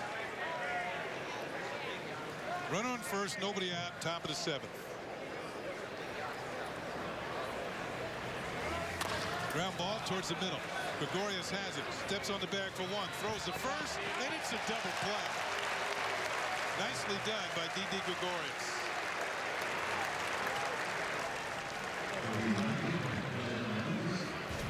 Well, this is called making something look easy that is not easy at all. I mean, flat-footed delivery, find the bag. That's the thing about baseball. Sometimes these guys are so good, they make that look so easy, all nonchalant. That was highly difficult. Arm strength. As you said, flat-footed. To get enough on that to get the turn and the double play. Next hitter is Jim Adducci. Hitting in Leonis Martin's spot. Martin provided the only run of the game. He hit a home run in the third inning off C.C. Sabathia. That's it. That away. 2 balls and no strikes.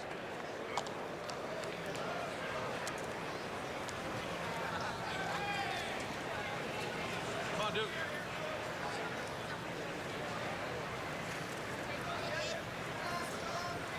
Of course, David Robertson will be a big part of the Yankee bullpen this year.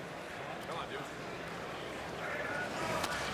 Ground ball, foul. Come on, Jimmy.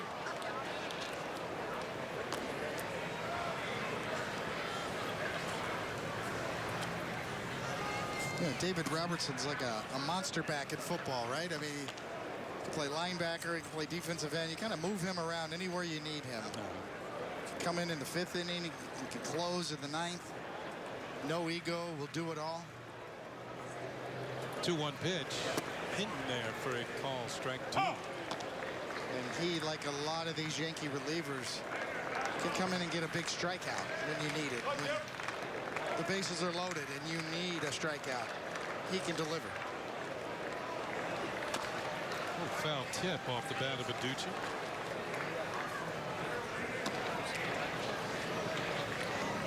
Lowest percentage of contact. Craig Kimbrell, Betances, Robertson. Take the defensive equation out of it. I got this one myself. 3-2.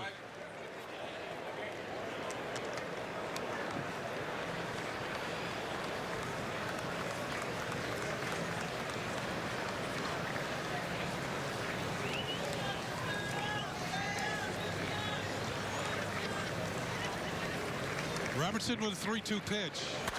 And it's popped up and it's going to be out of play.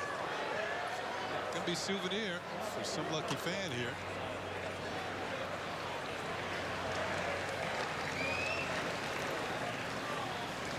Robertson, of course, during his time in Chicago, was their closer. But back to being a valued setup man. 3-2 pitch. Swung on it. Missed. Strike 3. Robertson sets down the Tigers here in the 7th inning. It's still a 1-0 ball game. So, on our Ford scoreboard, we're going to stay right here at Steinbrenner Field and listen to the patriotic song, God Bless America. The New York Yankees would like to recognize all the men and women of our armed forces. So, please direct your attention to the Yankees' first base dugout and welcome United States Marine Corps Corporal Guy Allegretto. Corporal Allegretto served as a Marine Squad leader from 1966 to 1968 and was part of the 77-day Battle of Quezon, the longest battle in U.S. Marine Corps history. Let's have a warm round of applause for him and for all of our brave men and women for the sacrifices they make each day for our country. Thank you. Now, ladies and gentlemen, please remain standing and remove your caps and join in Kate Smith's rendition of God Bless America.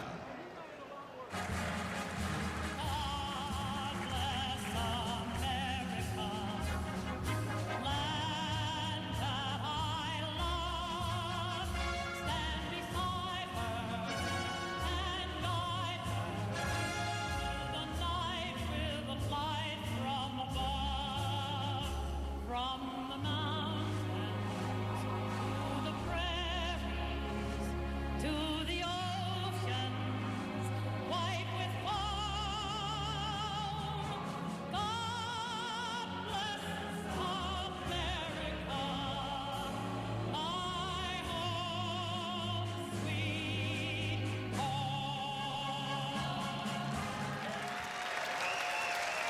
All right, fans, it's stretch time. So why not stretch and join the late, great Robert? You hear the big news? What?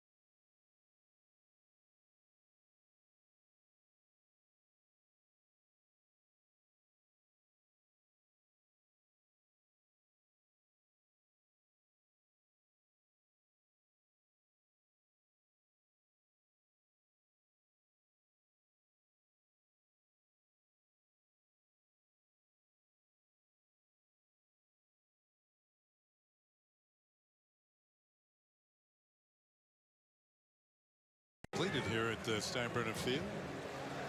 Tigers are bringing a new pitcher into the ballgame. It's Drew Verhagen. Our forward scoreboard. It is 1-0 Detroit.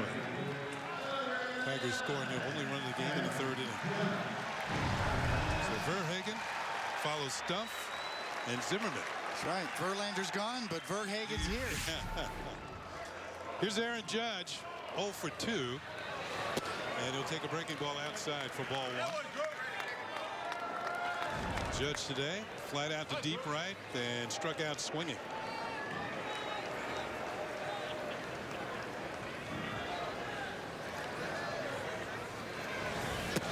That is a call strike, 1-1.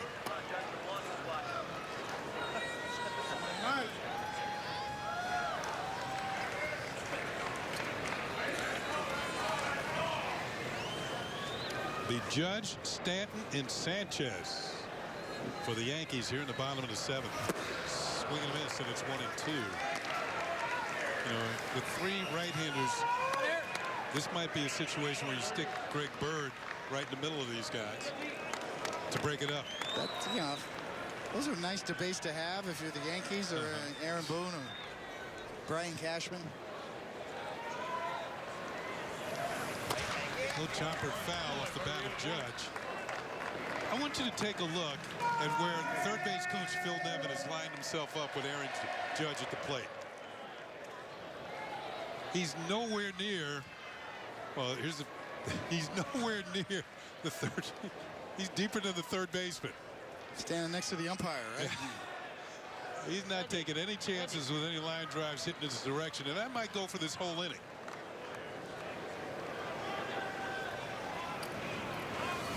Hit hard, look out. He almost picked Nevin off.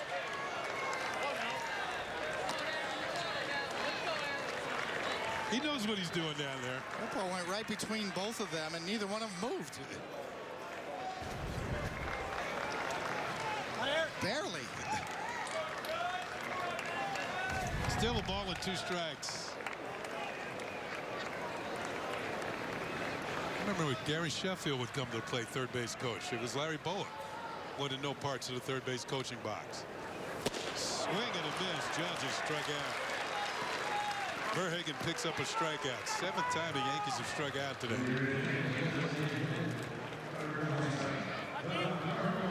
Giancarlo Stanton will come to the plate, and he's looking for his first hit of the afternoon. Stanton is actually tied with Austin Romine for the team lead in 2 base hits with 4. But he's lined out and struck out today.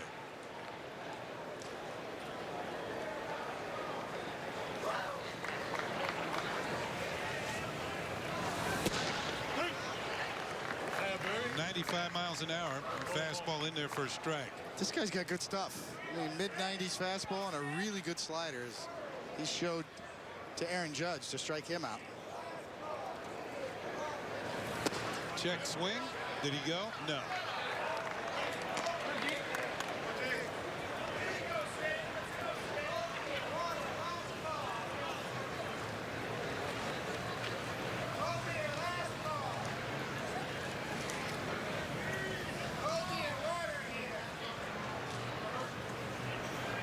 The 1-1 pitch, swing and a miss.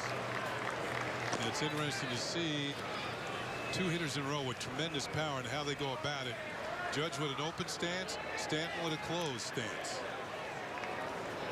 Both over 50 home runs a year ago.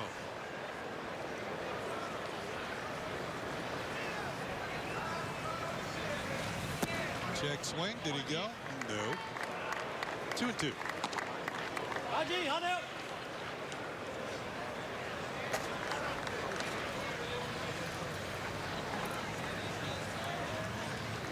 Stanton reminded everybody that hit a lot of balls to right center in Miami that weren't home runs. That would have been at Yankee Stadium.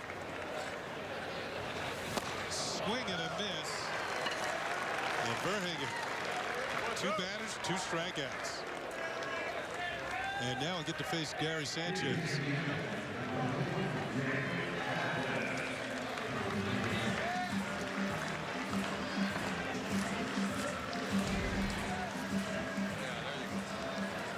Well, Verhagen has yet to distinguish himself in a brief major league career. Yeah.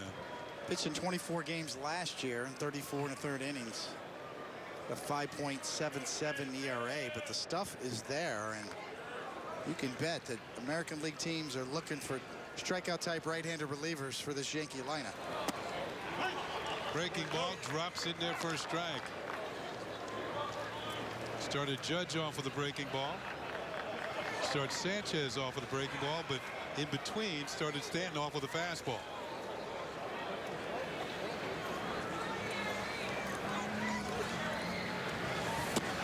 Ball and a strike.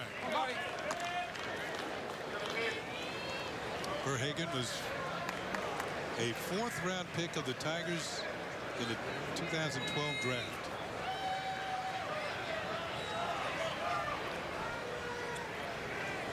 .66", 230 pounds. Off the end of the bat and foul.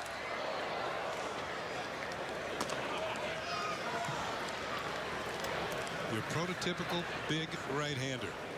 You've got a curve and a slider, a couple different kinds of breaking balls to go with that mid-90s fastball.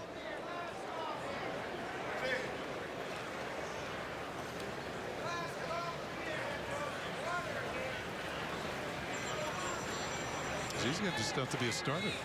I mean, I was just thinking the same thing. Break out a changeup and you're there. Swing and a miss, and Verhagen strikes out the side. All swinging. He got Judge, he got Stanton, and he got Sanchez. It's still 1-0.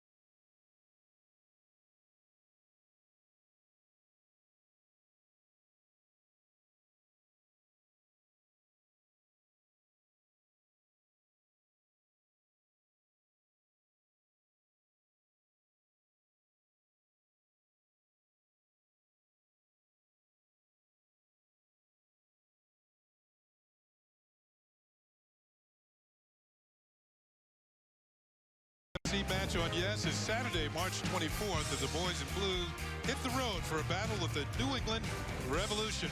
The action kicks off at 1:30, presented by Etihad Airways, right here on Yes and streaming on Fox Sports Go. New pitcher for the Yankees, the hard-throwing Chad Green. And the first pitch is in there for a call strike. Several changes for the Yankees. Harold Castro is the hitter. His first at bat. Kyle Higashioka takes over as the catcher, and Jeff Hendricks is in right field.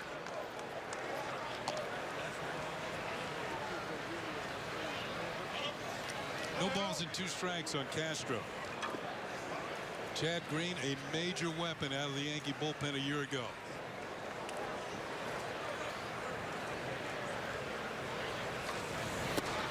Just off the corner, a ball and 2 strikes. Came up as a starter. Got his first major league win in a starting performance out in San Diego. I remember that day because Mark Teixeira hit his 400th major league home run in that game.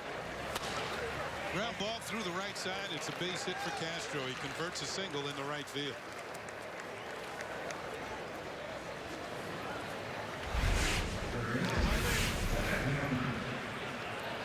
Well, you can see those numbers. To call Chad Green's year last year a breakout season is an understatement. I mean, those numbers speak volumes. 69 innings, 103 strikeouts. Only 34 hits allowed. Wiffle ball numbers. That's going back to Candlestick Park. Beating up on my brothers, yes. Chad Huffman is the hitter. He took over from Miguel Cabrera.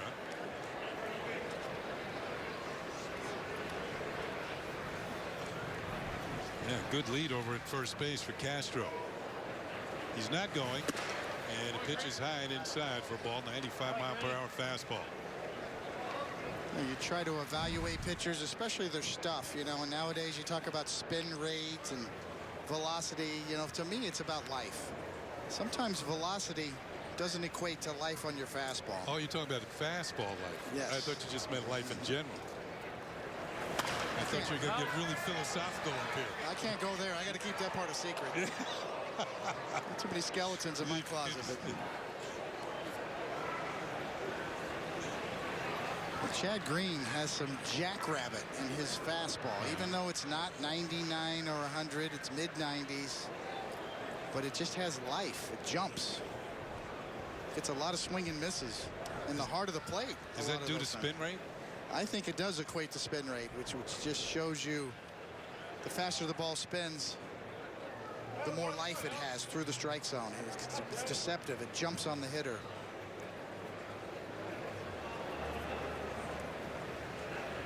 One on, nobody out.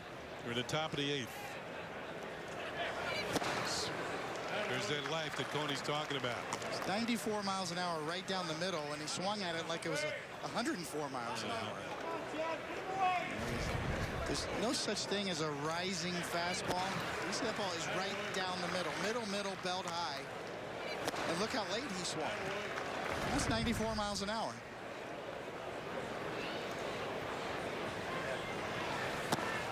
Huffman takes, count will level. 2 balls and 2 strikes. You know, when you're throwing off of a 10-inch mound, it's physically impossible to throw a rising fastball. But when you have high spin rate and life on your fastball, it drops less. So it does kind of have, you know, gives the illusion of a rising fastball. And that's what Chad Green has.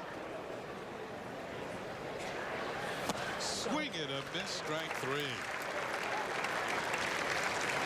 Huffman is out number 1. Here comes Derek Norris, the catcher.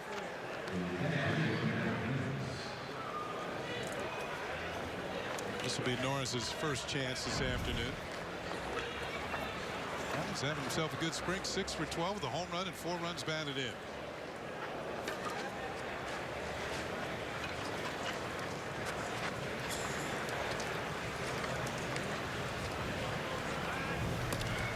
Check on Castro at first. In case you were wondering, yeah, without getting too technical, just to finish off that point about Chad Green, yes, his spin rate is exceptionally high. On average last year, about 20 to 25% above the league norm. Meaning, how fast is your fastball spin going to home plate? Chad Green's well above average, which equates to life. Life on the fastball, jackrabbit fastball. There's a call strike to Norris, who we remember with Oakland, San Diego, Tampa Bay, bit last year. 53 games with the Rays.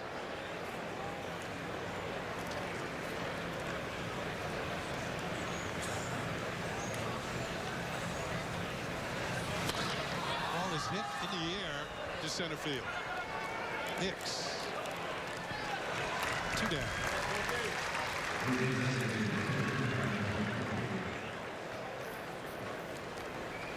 And the switch hitting DH will come to the plate, Jared Saltalamacchia.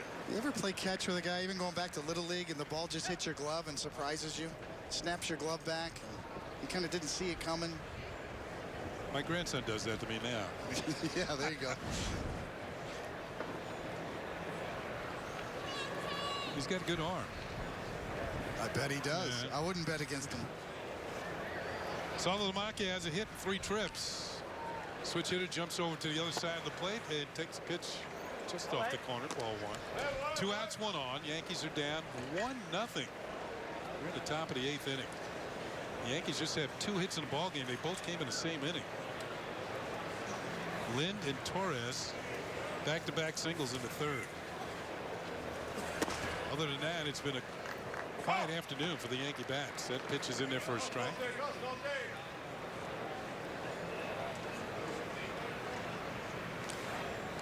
It's been kind of a quiet afternoon for the Tiger bats. Just one of their hits was a big one, a home run.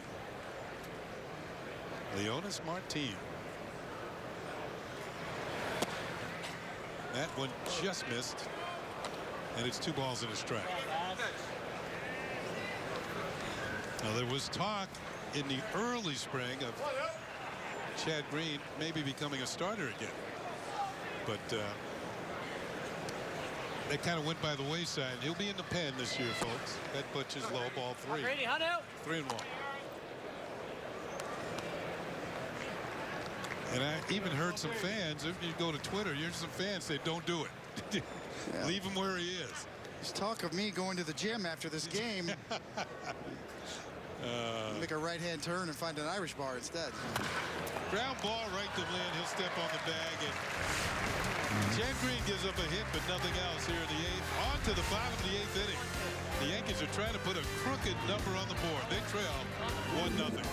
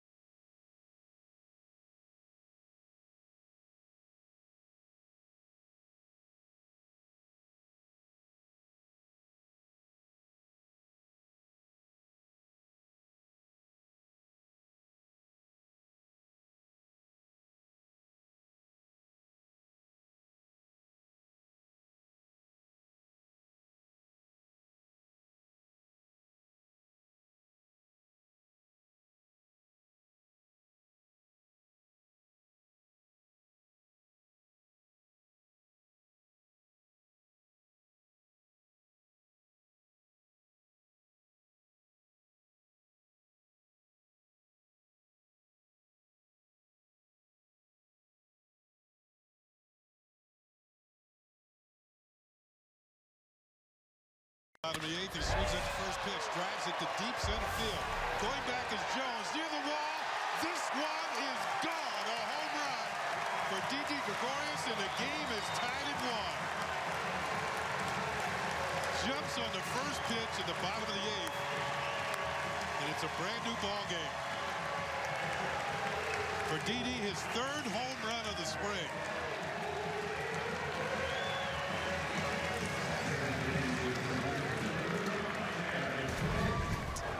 Well, they find Diddy's happy zone. Middle in, right at the belt, and that's the one that he can turn on with the best of them. Didi lightning quick, middle in. A little bit of wind blowing out to right again today, but that was hammered. Well, Verhagen, who struck out to side, facing right-handed hitters, and looked very impressive doing so. The first lefty he faces taken out of the ballpark. Pitch to Aaron Hicks is a call, strike 1.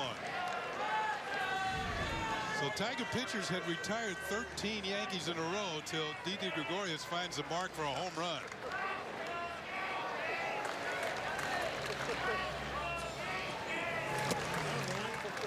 Ball and a strike to Hicks, who was struck out and grounded out. Make that strike 2. Kind of a delayed call by Laz Diaz. Very delayed. Yeah. He's looking over at the Yankee dugout or coaches. What's going on here?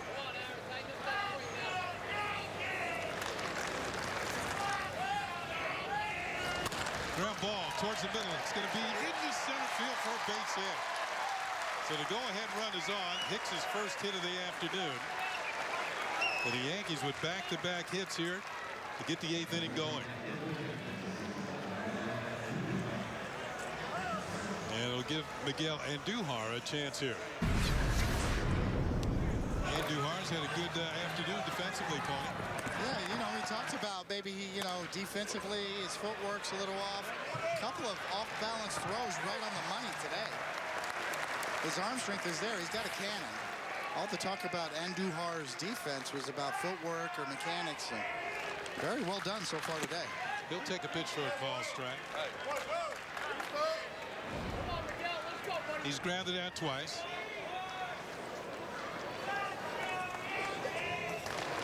Aaron Hicks, a threat to steal at first base. He's 1-0 in that department this year here in spring training. 3 again. Ball and a strike on Andujar.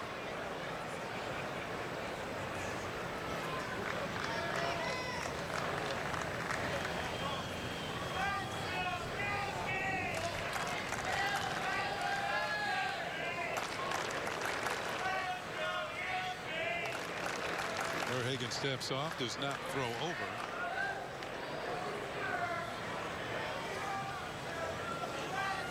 So now we are tied at 1 here in the 8th. Hicks is not going. The pitch is hit on the ground. Nice stop by the first baseman. Huffman races to the bag for the out. Robs Andujar of a hit, but Hicks will move down to second base. So the Yankees have the go-ahead run in scoring position. That ball almost got through. Needed every bit of that dive, did Huffman. Let's give Adam Lynn a chance to put the Yankees in front. He singled in the 3rd inning, solid single to right field. And he struck out swinging in the 6th. Playing at first base today. Greg Bird getting the day off.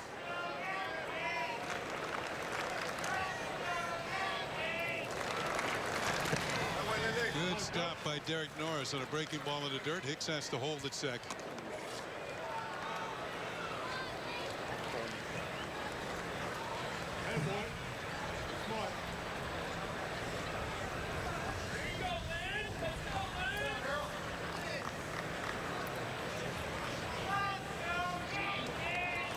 The Yankees have not had many opportunities with runners in scoring position. This is just the second in the ball game.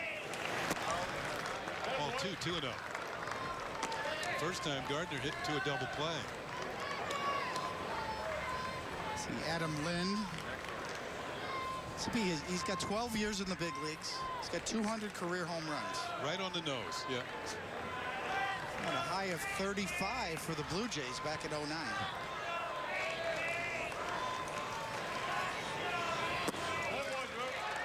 3 balls and no strikes. You turn him loose here, I would. Yes. Spring training. Spring training, Yeah. you get him some swings. A career triple slash line for Adam Lynn. 272, 330, and 465. Pretty solid. Looks like he didn't want any part of it. Draws a 4-pitch walk to put 2 on with 1 out. And Ron Gardner, the manager, is headed to the mound. Looks like we're getting a pitching change here. Verhagen struck out the Yankees, struck out the side in the 7th, but is run into trouble here in the 8th. And that's going to be all for the big right-hander. So we'll be back as the Tigers go to their bullpen. Yankees have 2 on and 1 out.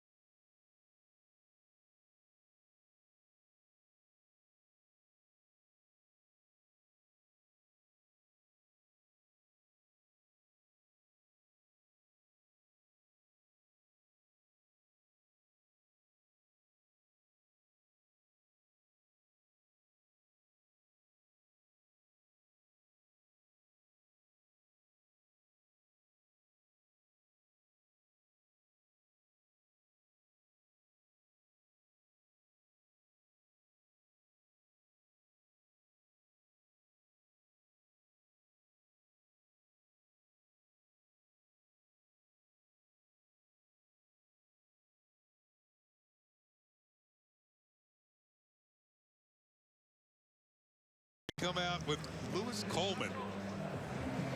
And he comes into a situation where the Yankees have 2 on and 1 out.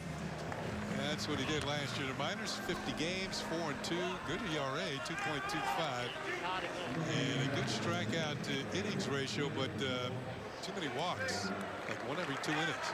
But opponent tough to hit, 196.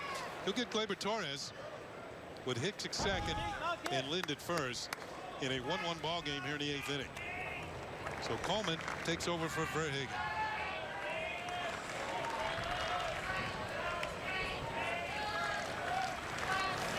Torres takes one downstairs for a ball. He's had a hit today, 1 for 2.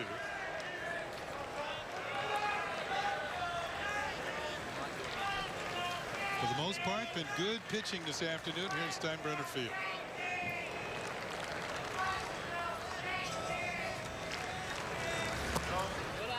Ball 2 balls and no strikes.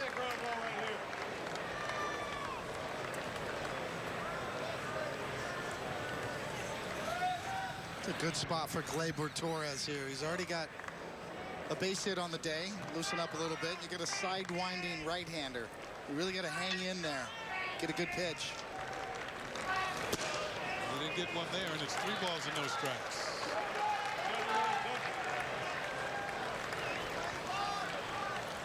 You know, unlike Lind, I think I would have him take a pitch here, because if he's swinging a pitch out of the strike zone, you're missing a chance to load the bases with 1 out.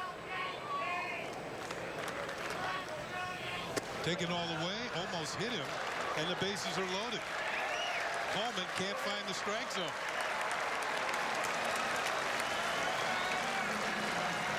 So the Yankees threaten a little bit more here in the 8th. Going to bring up Shane Robinson, who took over for Brett Gardner in left field. This will be Robinson's first appearance. Bases loaded and 1 out. It's been the Yankees' secret weapon all spring long, is get the prospects in the game late and come back.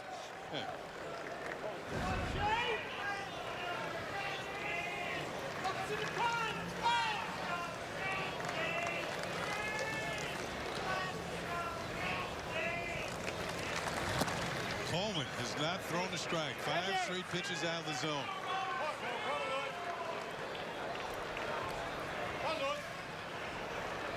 Well, you got to figure somewhere along the line here he's going to lay one right down the middle.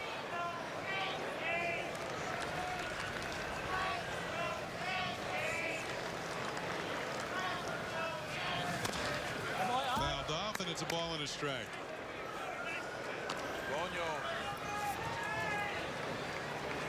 Outfield straight away for Robinson. I want to throw the ball, the boy.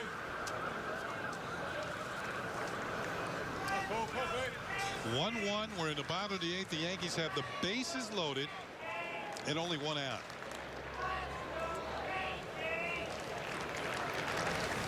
Little chopper. This should get at least 1 run home. Throw the second for 1. No play at first, and the Yankees take a 2-1 lead. To give Shane Robinson a run batted in on the fielder's choice as he hustled down the line. Torres is erased 5-4. But on the play, Hicks scores, and it's now 2-1.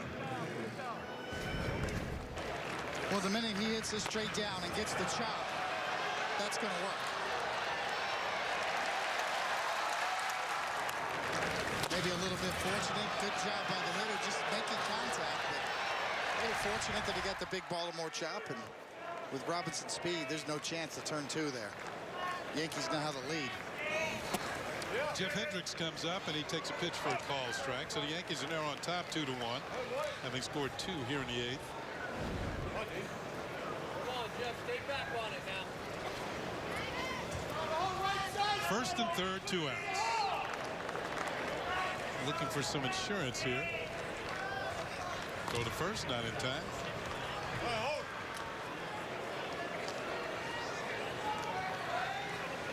Bluff. Bluff him. Bluff him. Jeff Hendricks has something in common with Jacoby Ellsbury. They both went to Oregon State.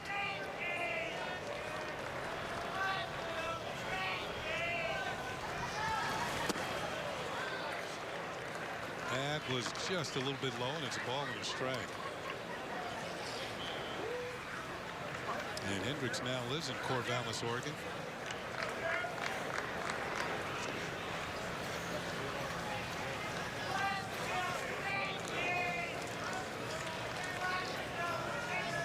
Another toss to first. Robinson is back.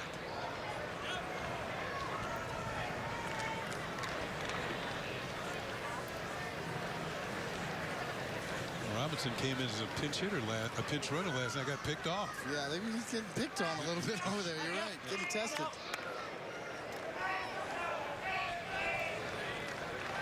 He is a threat to steal. He's not going, and the pitch is outside for a ball. 2-1.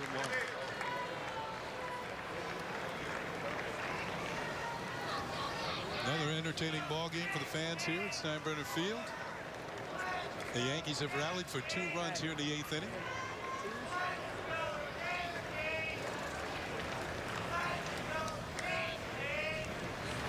Flipped out, it's inside, and it's 3-1.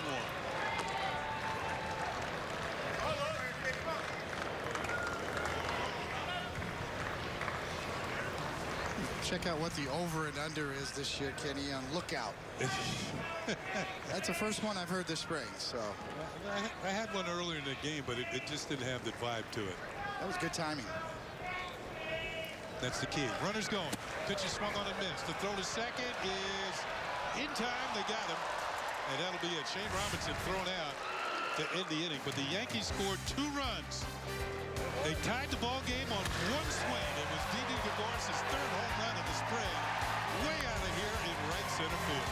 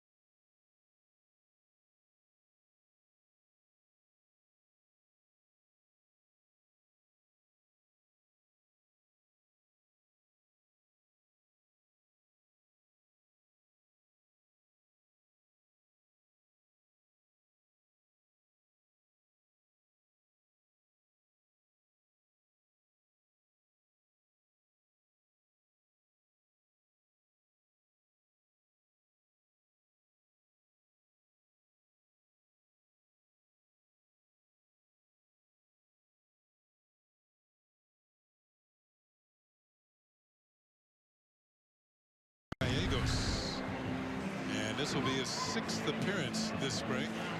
7 strikeouts in 4 1/3. That is impressive, but the 6 walks certainly not. The Yankees have made a few changes. Tyler Wade is now playing at shortstop. Gregorius is out of the game. And Florial is now in center for Hicks. There's Wade at short. And Florial, the speedy Esteban Florial in center field. So Gallegos will face Jacoby Jones here, who has been on base every time. Singled twice and walked. And the first pitch from Gallegos is pulled in there for a call strike.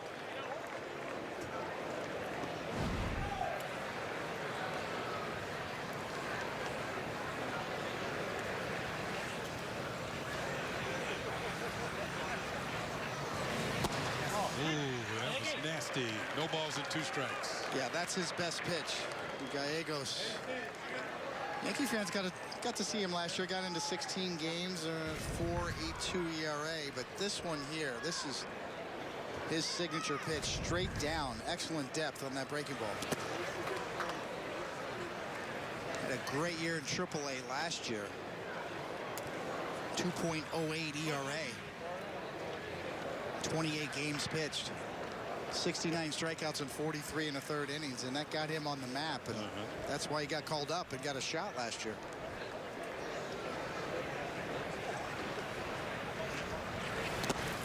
Two and two.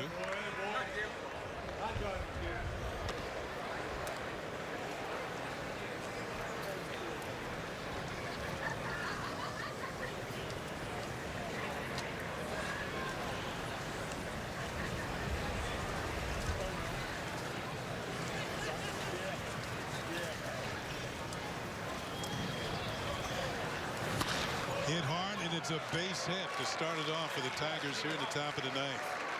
Gallegos jumped ahead on the count 0-2, but Jacoby Jones having a good afternoon. 3 for 3 with a walk.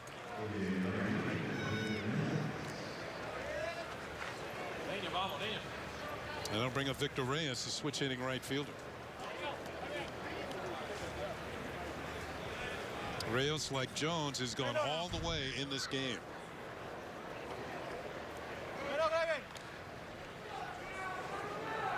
Reached twice on the fielder's choice and was caught looking by Aroldis Chapman in the 6th. Jones has good speed at first base. And Gallegos is going to check on him. Jones has already picked up 1 stolen base in this game.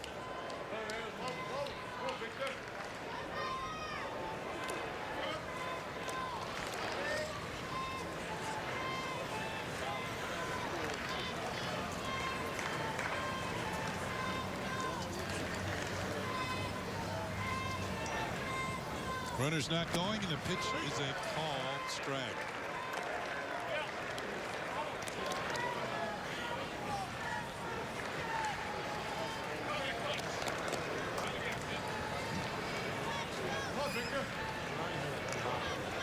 We used to say a hitter looks hitterish at the box. Well, the runner looks runnerish. He looks like he wants to go. Swung and a miss on a power fastball.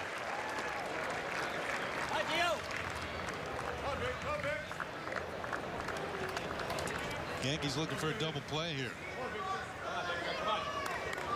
With Reyes' speed, he's going to have to hit the ball fairly sharply at one of the infielders.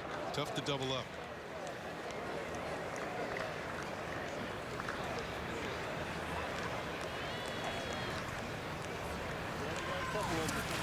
In the dirt, the ball gets by Higashioka, and on the way to second is Jones. Makes a big turn, but he's going to hold there.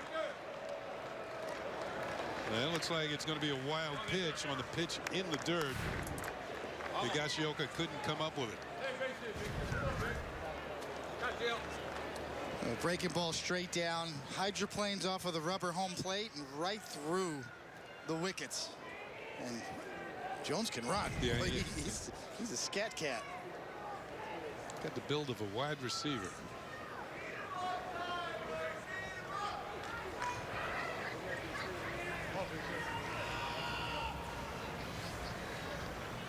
The 1-2 pitch. Look at it's upstairs. 2-2.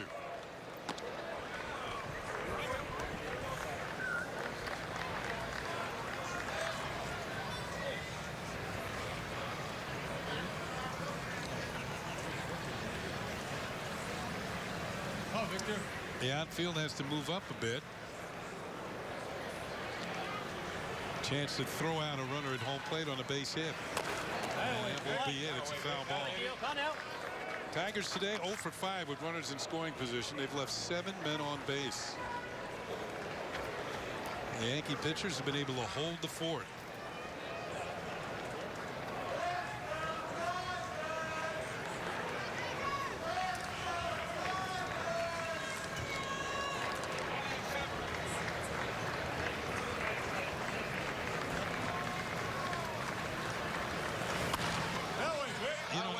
Spoiled or fouled off by Reyes.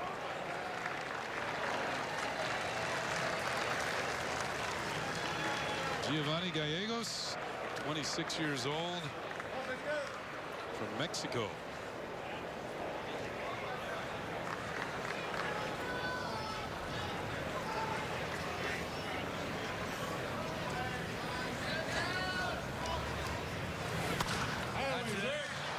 Fouled off. And it's becoming ball day, just beyond first level of seats here at Steinbrenner Field. Reyes handing out souvenirs. 2-2 count. Fouled off a few fastballs here. Gallegos probably thinking about going back to the breaking ball. Like to get a strikeout here. Keep that runner at second. Yes, any contact on the ground to the right side is going to put Jones in scoring position, obviously.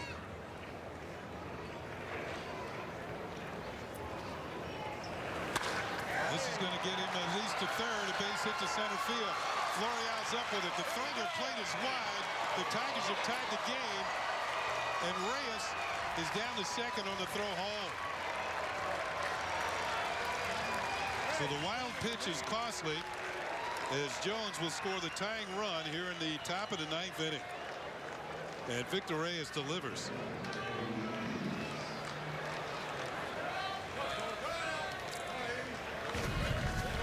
Well, he did go to the breaking ball, but left it up. And it's drilled to center field. And then Florial comes up and just unleashes it just about 30 yards wide. And that's going to allow another runner into scoring position, as Reyes, now on second base with nobody out, just ends up trading places. Here's Cody Eaves. And that ball is high for ball one. Right now we're going to toss down to Jack Curry, who's standing by with today's starter, CC Sabathia. CC's second outing of the spring, 4 effective innings. What were you hoping to accomplish out there today, and did you succeed? Just to feel healthy. You know, I felt really good out there today, and you know, it's encouraging. So I just want to keep going, you know, keep building my pitches and be ready for the season. You just spoke in the clubhouse and you used the word great to describe the way that you felt. Why would you say you felt great? The knee felt good. You know, my arm felt good. My body. You know, that's something that's very important for me, my lower half. So, you know, I got out of there no problems, and you know, hopefully just continue to keep working in the weight room and in the training room with Stevie and Shuck, and just get better. I wanted to go back to one at-bat in the first inning. You get to 2 strikes with Cabrera. You go slider, fastball, changeup, and you get him to ground out to shortstop. How important is it to have confidence in those kind of pitch sequences to keep the hitter off balance? Yeah, I mean, that's huge for me. And, you know, I need all my pitches in these sequences. You know, I have to be able to be effective and throw all those pitches for a strike. So that was good today. I felt encouraging, and obviously he's a great hitter. So trying to keep him off balance is a big thing. Lastly, a couple of weeks left before opening day, a little more than a couple of weeks. What's left for you to accomplish so that you feel that you're ready to go in 2018? Just building my pitches up. You know, I want to get my backdoor slider a little more consistent, but I feel good. Well, that's from CC Sabathia. Good job by Jack Curry once again. And CC said it looks like all systems are go. He's wearing a hat in tribute to the town, Oakland, Oaktown. CC from nearby Vallejo, California. Well, Aaron Boone used the term scary good this early in camp. All of his work. And Sabathia, it does look like he's in mid-season form. Here's Cole Peterson. And the breaking ball is in for a call strike. So the Tigers have tied the game here tonight. Usually in spring training, they only go one extra inning.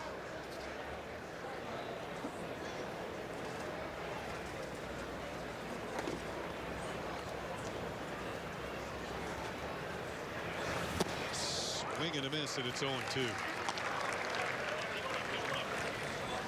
You know, one thing that we saw on that base hit by Reyes, and Florial's going to have to learn. Got to keep the throw down back to the infield to try and keep that runner at first base. Once that throw was elevated, runner took off for second and is in scoring position. You want to keep the double play in order if you can.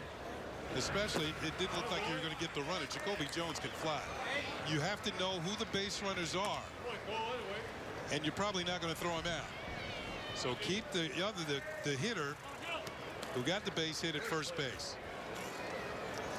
I had a manager years ago who would be screaming and yelling at you when you came off the field.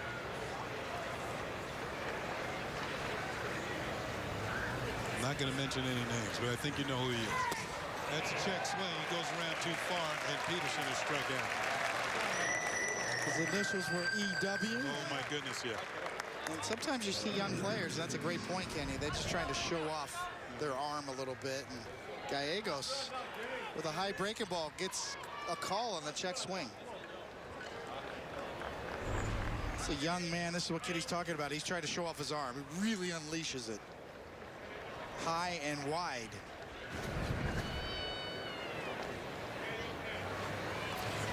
Jim Aducci with a big swing and a miss. Hi, Jimmy. Hi, dude. Tigers have tied it at 2 here in the top of the ninth. They have the go-ahead run at second base.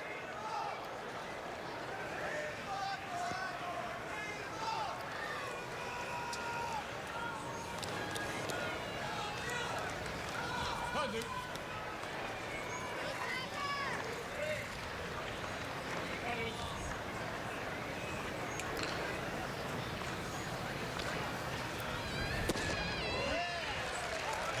Pop to it. It also was a strike, and it's 0-2.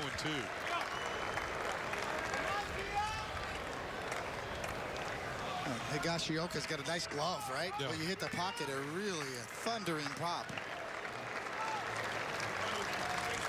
We used to call that the ego mitt. You always wanted your bullpen catcher to have one of those. Make you feel like you're throwing hard. Broken bat, little looper, and it's going to be corralled by Torres, and that's it. But the Tigers do tie the game. There will be a bottom of the ninth. Can the Yankees pull it out?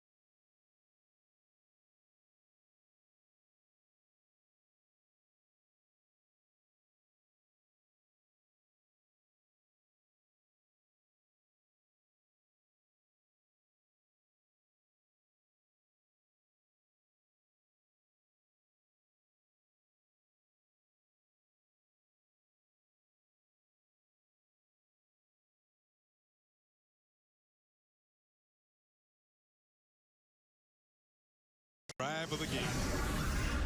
And it's going to come off the bat of Didi Gregorius.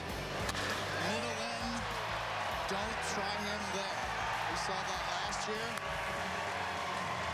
Didi Gregorius, so quick, middle in on fastballs. Doesn't miss him. The Land Rover drive of the game. Another one for Didi. New pitcher for the Tigers is going to be Buck Farmer.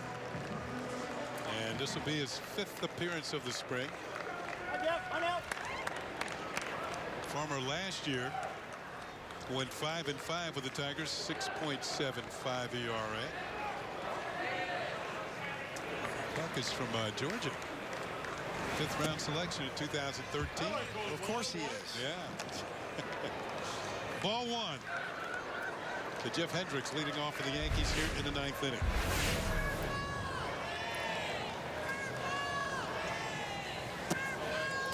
Two balls and no strikes. We're tied at 2. Yankees need a run to pull this one out. That's what Hendricks did in 90 games in the minor leagues last year. Played right here in Tampa. He's got himself a 3-0 count leading off, and he'll be taking one.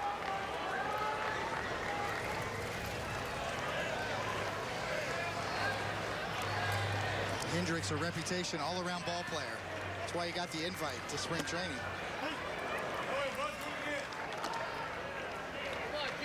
Still a real honor for young players to get the invite, get this at-bat in Major League spring training game. Count is now full at 3-2 as Buck Farmer's trying to fight back from a 3-0 count.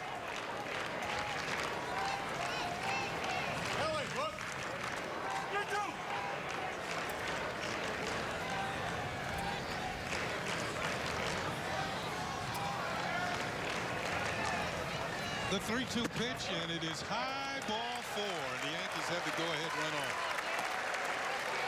or the potential winning runoff. And that'll bring up Jace Peterson, who'll take over as the DH for Giancarlo Stanton.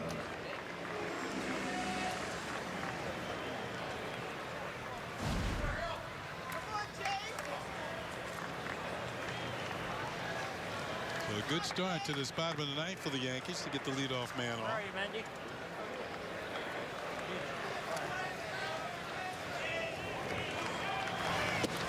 Changeup is swung on and missed, strike 1.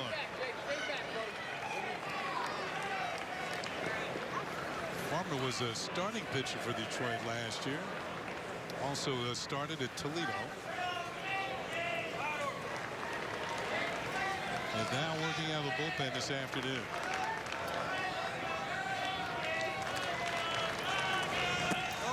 Swing. He did not go.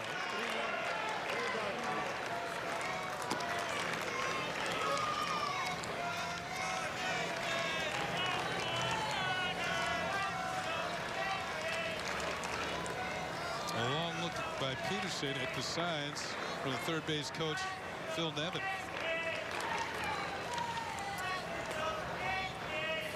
See if the Yankees have anything on here.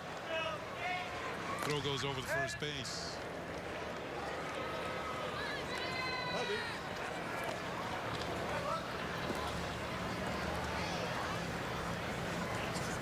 Another run through of the sign. Sometimes when a hitter stands there and just stares and says, you know, the length of time that he takes to look at the third base coach might tell you that something's on. Another throw to first base. Maybe the Tigers think so. Well, certainly in spring training, managers want to see skill sets. They want to see situations they'll take a chance, put a play on, see if this kid can steal a bag. Yeah, particularly from the younger players. See what you got.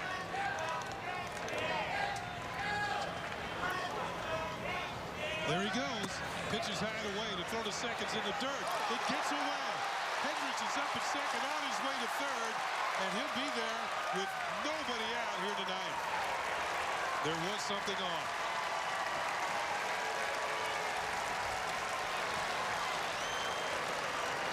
So give Hendricks a stolen base, give Norris an error that allows him to go to third. Good jump. Got a quick read, pops up, on over to third. So the winning runs at third with nobody out. The Tigers are going to be forced to bring the infield and the that ball skips away towards right center. So Jace Peterson with a chance to win the ball game. He's up there with a count of 2-1. Swung on and missed, and it's 2-2.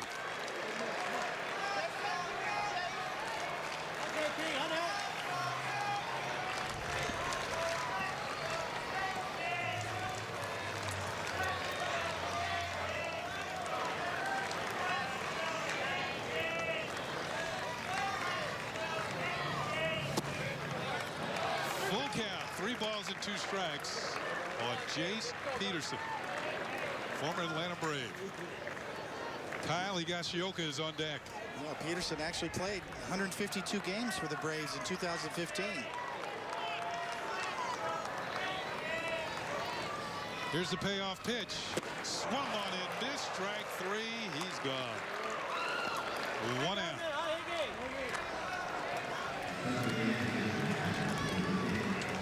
So Farmer strikes out Peterson, and it'll bring up Higashioka. Tigers still with the infield in, the outfield in. A long fly ball to win this game. Farmer's best pitch is that changeup. He's really working it today. Got one down and in, had good depth to it. Got Peterson to swing over the top. The Yankees trying to pick up a walk-off victory against the Tigers here this afternoon.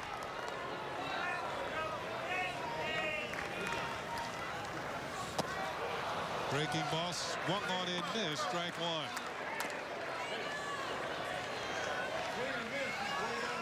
Farmer getting deep into his bag of tricks.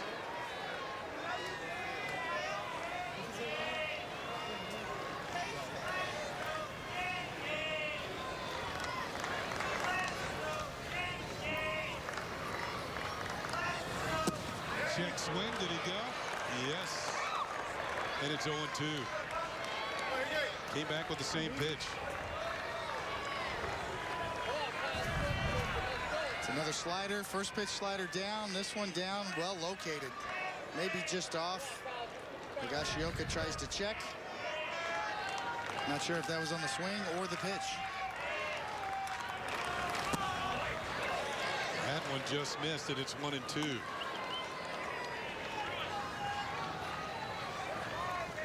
Kyle Higashioka. Here we go. Hit for some power last year.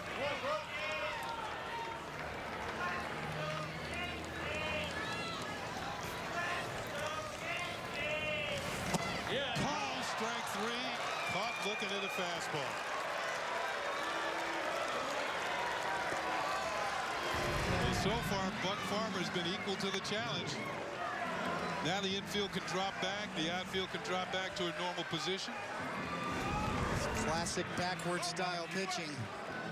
Start him off with the slow stuff, finish with the hard stuff. Tyler Wade with a chance to be a hero. This will be his first at bat of the afternoon.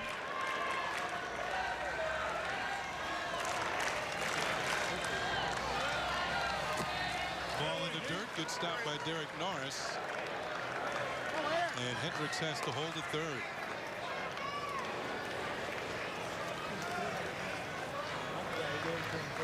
You know, sometimes in these games, the managers will look over to each other and they'll hold up one figure, one more inning.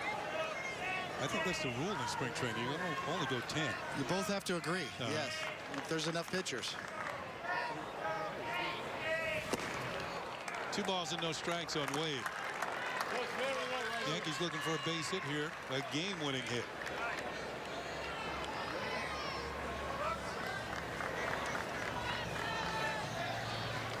Good patience so far by Wade, and Buck Farmer trying to go full Houdini here and wiggle out of this.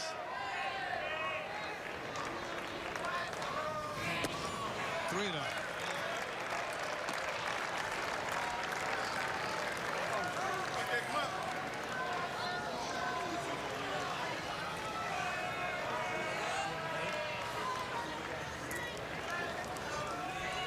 Esteban Florial on deck.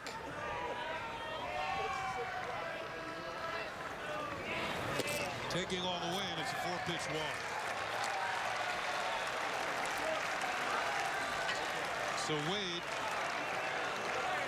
moves down to first base. Second walk of the inning handed out by Buck Farmer to bring up Estevan Florial. The highly touted prospect for the Yankees, 6 for 20 this spring. 3 of those hits, half of the 6 are triples.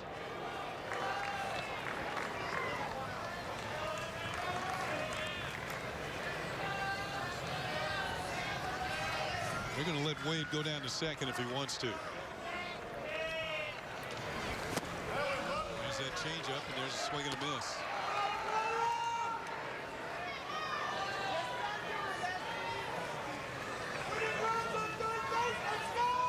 So one of the keys to pitching is throwing strikes, as they say, but also not throwing strikes. If they're not going to make you throw strikes, then you don't have to. There goes Wade. Pitch is low. They're just going to let him move down to second base. That might go down as defensive indifference. That's the first one of the spring. So now second and third. Wade's run doesn't mean very much. It's the man on third they're worried about, Jeff Hendricks. Ball and a strike on Estevan Florial. High chopper to the right side. Nice scoop by the second baseman Castro. Throws out Florial, and that's it. The game remains tied at 2. In fact, that is it.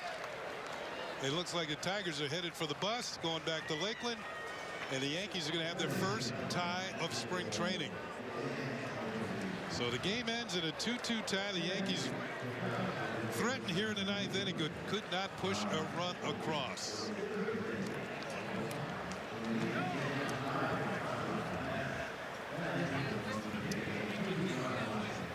Right now, we're going to look at the plays of the game, brought to you by your local Chevy dealers. Visit ChevyOffers.com. We talked about the lethal bullpen this year that the Yankees possess, and today it was on full display. Aroldis Chapman, David Robertson, and of course Chad Green. All of them very sharp today and missing a lot of bats. So, folks, in this 2-2 ball game, that'll do it from George M. Steinbrenner Field. Special thanks to producer Troy Benjamin, coordinating director John Moore, Mike Webb, Woody Fryman, and our executive producer is Mr. John J. Filippelli. Join us again Thursday for Yankees baseball as the Bombers take on the Pittsburgh Pirates at George M. Steinbrenner Field right here in Tampa, Florida. Coverage begins at 1 p.m. on the YES Network. Once again, the final score, the Yankees 2, the Tigers 2. For David Cohn and Jack Curry, I'm Ken Singleton saying so long, everybody. Have a good one.